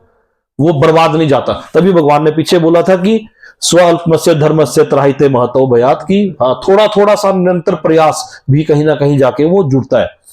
राजा भरत, इसका तात्पर्य मेरे साथ पढ़ना आपने। राजा भरत जिन्हें तीसरे जन्म में उत्तम ब्राह्मण कुल में जन्म मिला, तीसरा जन्म लग गया उनको उत्तम ब्राह्मण कुल में जन्म मिलने के लिए, पूर्व दिव्य चेतना के पुनः प्राप्ति के लिए उत्तम जन्म के उदाहरण स्वरूप है। भरत विश्व भर के सम्राट थे और तभी से ये लोक देवताओं के बीच भारतवर्ष के नाम से विख्यात है। पहले इसे इलाव्रत वर्ष के नाम से ज्ञात था। भारतवर्ष का नाम पहले क्या था? इलाव्रत वर्ष के नाम से ज्ञात था। भरत के अल्पायु में ही आध्यात्मिक सिद्धि के लिए संन्यास ग्रहण कर लिया था, किंतु वे सफल नहीं हो सके। अगले जन्म में उन्हें उत्तम ब्राह्मण कुल में जन्म लेना पड़ा और वे जड़ भरत कहलाए। अगले जन्म में भरत का नाम था जड़ भरत कहलाए, क्योंकि वे एकांतवास करते थे तथा किसी से बोलते ना थे। बाद में राजा रहुगण ने इन्हें महानतम योगी के रूप में पाया। ये कोई स्टोरी होगी, खैर मुझे तो इसके बारे में ज्यादा पता नहीं है। उनके जीवन से यह पता चलता है कि दिव्य प्रयास अथवा योगाभ्यास कभी व्यर्थ नहीं जाता। भगवत कृपा से योगी को कृष्ण भावनामृत के पूर्ण सिद्धि प्राप्त करने के बारंबार सुयोग्य प्राप्त होते रहते हैं। अपने पूर्व जन्म की दैवी चेतना से वह ना चाहते हुए भी स्वतः योग के नियमों की ओर आकर्षित होता है। ऐसा जिज्ञासु योगी शास्त्रों के अनुष्ठानों से परे स्थित होता है। तात्पर्य लेंगे, उन्नत योगी जन शास्त्रों के अनुष्ठानों के प्रति अधिक आकृष्ट नहीं होते। कौन? उन्नत योगी जन शास्त्रों के अनुष्ठानों के प्रति अधिक आकृष्ट नहीं होते। उन्नत योगी जन वो अनुष्ठानों से आगे निकल गए होते हैं, उन्हें ये हवन और इन सब चीजों की तरफ ज्यादा अटैचमेंट नहीं रहती, किंतु योग नियमों के प्रति स्वतः आकृष्ट होते हैं। ऐसे कोई योग के नियमों के प्रति आकृष्ट होते हैं जिनके द्वारा वे कृष्ण भावनामृत में आरूढ़ हो सकते हैं। श्रीमद् भागवत में उन्नत योगियों द्वारा वैदिक अनुष्ठानों के प्रति अवहेलना की व्याख्या इस प्रकार की गई है। हे भगवान, जो लोग आपके पवित्र नाम का जप करते हैं वे चंडालों के परिवारों में जन्म लेकर भी आध्यात्मिक जीवन में अत्यंत प्रगत होते हैं। For advancement in spiritual life. ऐसे जप करता निसंदेह सभी प्रकार के तप और यज्ञ कर चुके होते हैं, पहले ही कर चुके होते हैं, तीर्थ स्थानों का स्नान कर चुके होते हैं और समस्त शास्त्रों का अध्ययन कर चुके होते हैं। कब? पिछले जन्मों में ही। इसका सुप्रसिद्ध उदाहरण भगवान चैतन्य ने प्रस्तुत किया, जिन्होंने ठाकुर हरिदास को अपने परम प्रिय शिष्य के रूप में स्वीकार किया। यद्यपि हरिदास का जन्म एक मुसलमान परिवार में हुआ था, ठाकुर हरिदास, बाद में उसका नाम ठाकुर हरिदास देखा, वो मुसलमान परिवार में जन्म हुआ था, किंतु भगवान चैतन्य ने उन्हें नामाचार्य की पदवी प्रदान की, क्योंकि वे प्रतिदिन नियम पूर्वक 3 लाख भगवान के पवित्र नामों का जप करते थे। और चूंकि वे निरंतर भगवान के पवित्र नाम का जप करते रहते थे, अतः यह समझा जाता है कि पूर्व जन्म में उन्होंने शब्द ब्रह्म नामक वेद वर्णित कर्म कांडों को पूर्व कर लिया होगा। शब्द ब्रह्म नामक वेद वर्णित कर्म कांडों को पूरा कर लिया था। जब तक कोई पवित्र नहीं होता तब तक कृष्ण भावनामृत के नियमों को ग्रहण नहीं कर सकता या भगवान के प्रति पवित्र नाम का नाम जाप नहीं कर सकता। और जब योगी समस्त कल्मश से शुद्ध होकर सच्ची निष्ठा से अपने आगे प्रगति करने का प्रयास करता है, तो अंतोगत्वा अनेकानेक जन्मों का अभ्यास करने के पश्चात सिद्धि लाभ करके वह परम गंतव्य को प्राप्त करता है। सदाचारी, धनवान तथा पवित्र कुल में उत्पन्न पुरुष योगाभ्यास के अनुकूल परिस्थितियों से सचेष्ट हो जाता है, यानी कि शुरू में ही अटैच हो जाता है। अतः वह दृढ़ संकल्प करके अपने अधूरे कार्य को करने लग जाता है। दृढ़ संकल्प से अधूरे कार्य, और इस प्रकार वह अपने को समस्त भौतिक कल्मश से शुद्ध कर लेता है। समस्त कल्मश से मुक्त होने पर उसे परम सिद्धि कृष्ण भावनामृत प्राप्त होती है। कृष्ण भावनामृत की समस्त कल्मश से मुक्त होने की पूर्ण अवस्था, इसकी पुष्टि भगवत गीता के 7वें अध्याय के 28वें श्लोक में होगी। One may takes many life to complete the journey. ऐसा हो सकता है किसी को कई जन्म लग जाए इस जर्नी को कंप्लीट करने में, और कोई ऐसा हो सकता है जो एक ही जन्म में इस जर्नी को में पहुंच जाए। अनेक जन्मों तक पुण्य कर्म करने से जब कोई समस्त कल्मश से मोह में द्वंद्वों के पूर्णतः मुक्त हो जाता है, तो वह भगवान की दिव्य प्रेम भक्ति में लग जाता है। योगी पुरुष तपस्वी से, ज्ञानी तथा सकाम कर्मी से बढ़कर होता है। अतः हे अर्जुन, तुम सभी प्रकार से योगी बनो। कौन से योगी बनो? भक्ति योगी बनो। भगवत गीता में 3-4 अध्याय हैं। एक कर्म योग, दूसरा एक और अध्याय है कर्म योग, तीसरा अध्याय है ध्यान योग, और एक और अध्याय है भक्ति योग। तो भगवत गीता में भी 4 अध्याय योग के ऊपर ही आधारित है, लेकिन भक्ति योग का वर्णन इसमें बहुत ज्यादा होता है। इसमें कर्म योग, ज्ञान योग और भक्ति योग। जब हम योग का नाम लेते हैं तो हम अपनी चेतना को परम सत्य के साथ जोड़ने की बात करते हैं। विविध अभ्यास करता इस पद्धति को ग्रहण की गई विशेष विधि के अनुसार विभिन्न नामों से पुकारे जाते हैं। जब ये योग पद्धति सकाम कर्मों से मुख्यतः संबंधित होती है तो कर्म योगी कहलाती है। ये भी हमने समझा ना, सकाम कर्मी जो बोलते हैं कि कर्म योग, कर्म ही पूजा है। जब ये योग पद्धति सकाम कर्मों से मुख्यतः संबंधित होती है तो कर्म योग कहलाती है। जब ये चिंतन से संबंधित होती है तो ज्ञान योग कहलाती है, और जब ये भगवान की भक्ति से संबंधित होती है तो भक्ति योग कहलाती है। हमने लिखवाया एनिमल लाइफ के ऊपर सकाम कर्म योगी, फिर निष्काम कर्म योगी, फिर ज्ञान योगी, फिर अष्टांग योगी और फिर भक्ति योगी। भक्ति योगी तथा कृष्ण भावनामृत समस्त योगों की परम सिद्धि है, जैसा कि अगले श्लोक में बताया जाएगा। भगवान ने यहां पर योग की श्रेष्ठता की पुष्टि की है, किंतु उन्होंने इसका उल्लेख नहीं किया कि भक्ति योग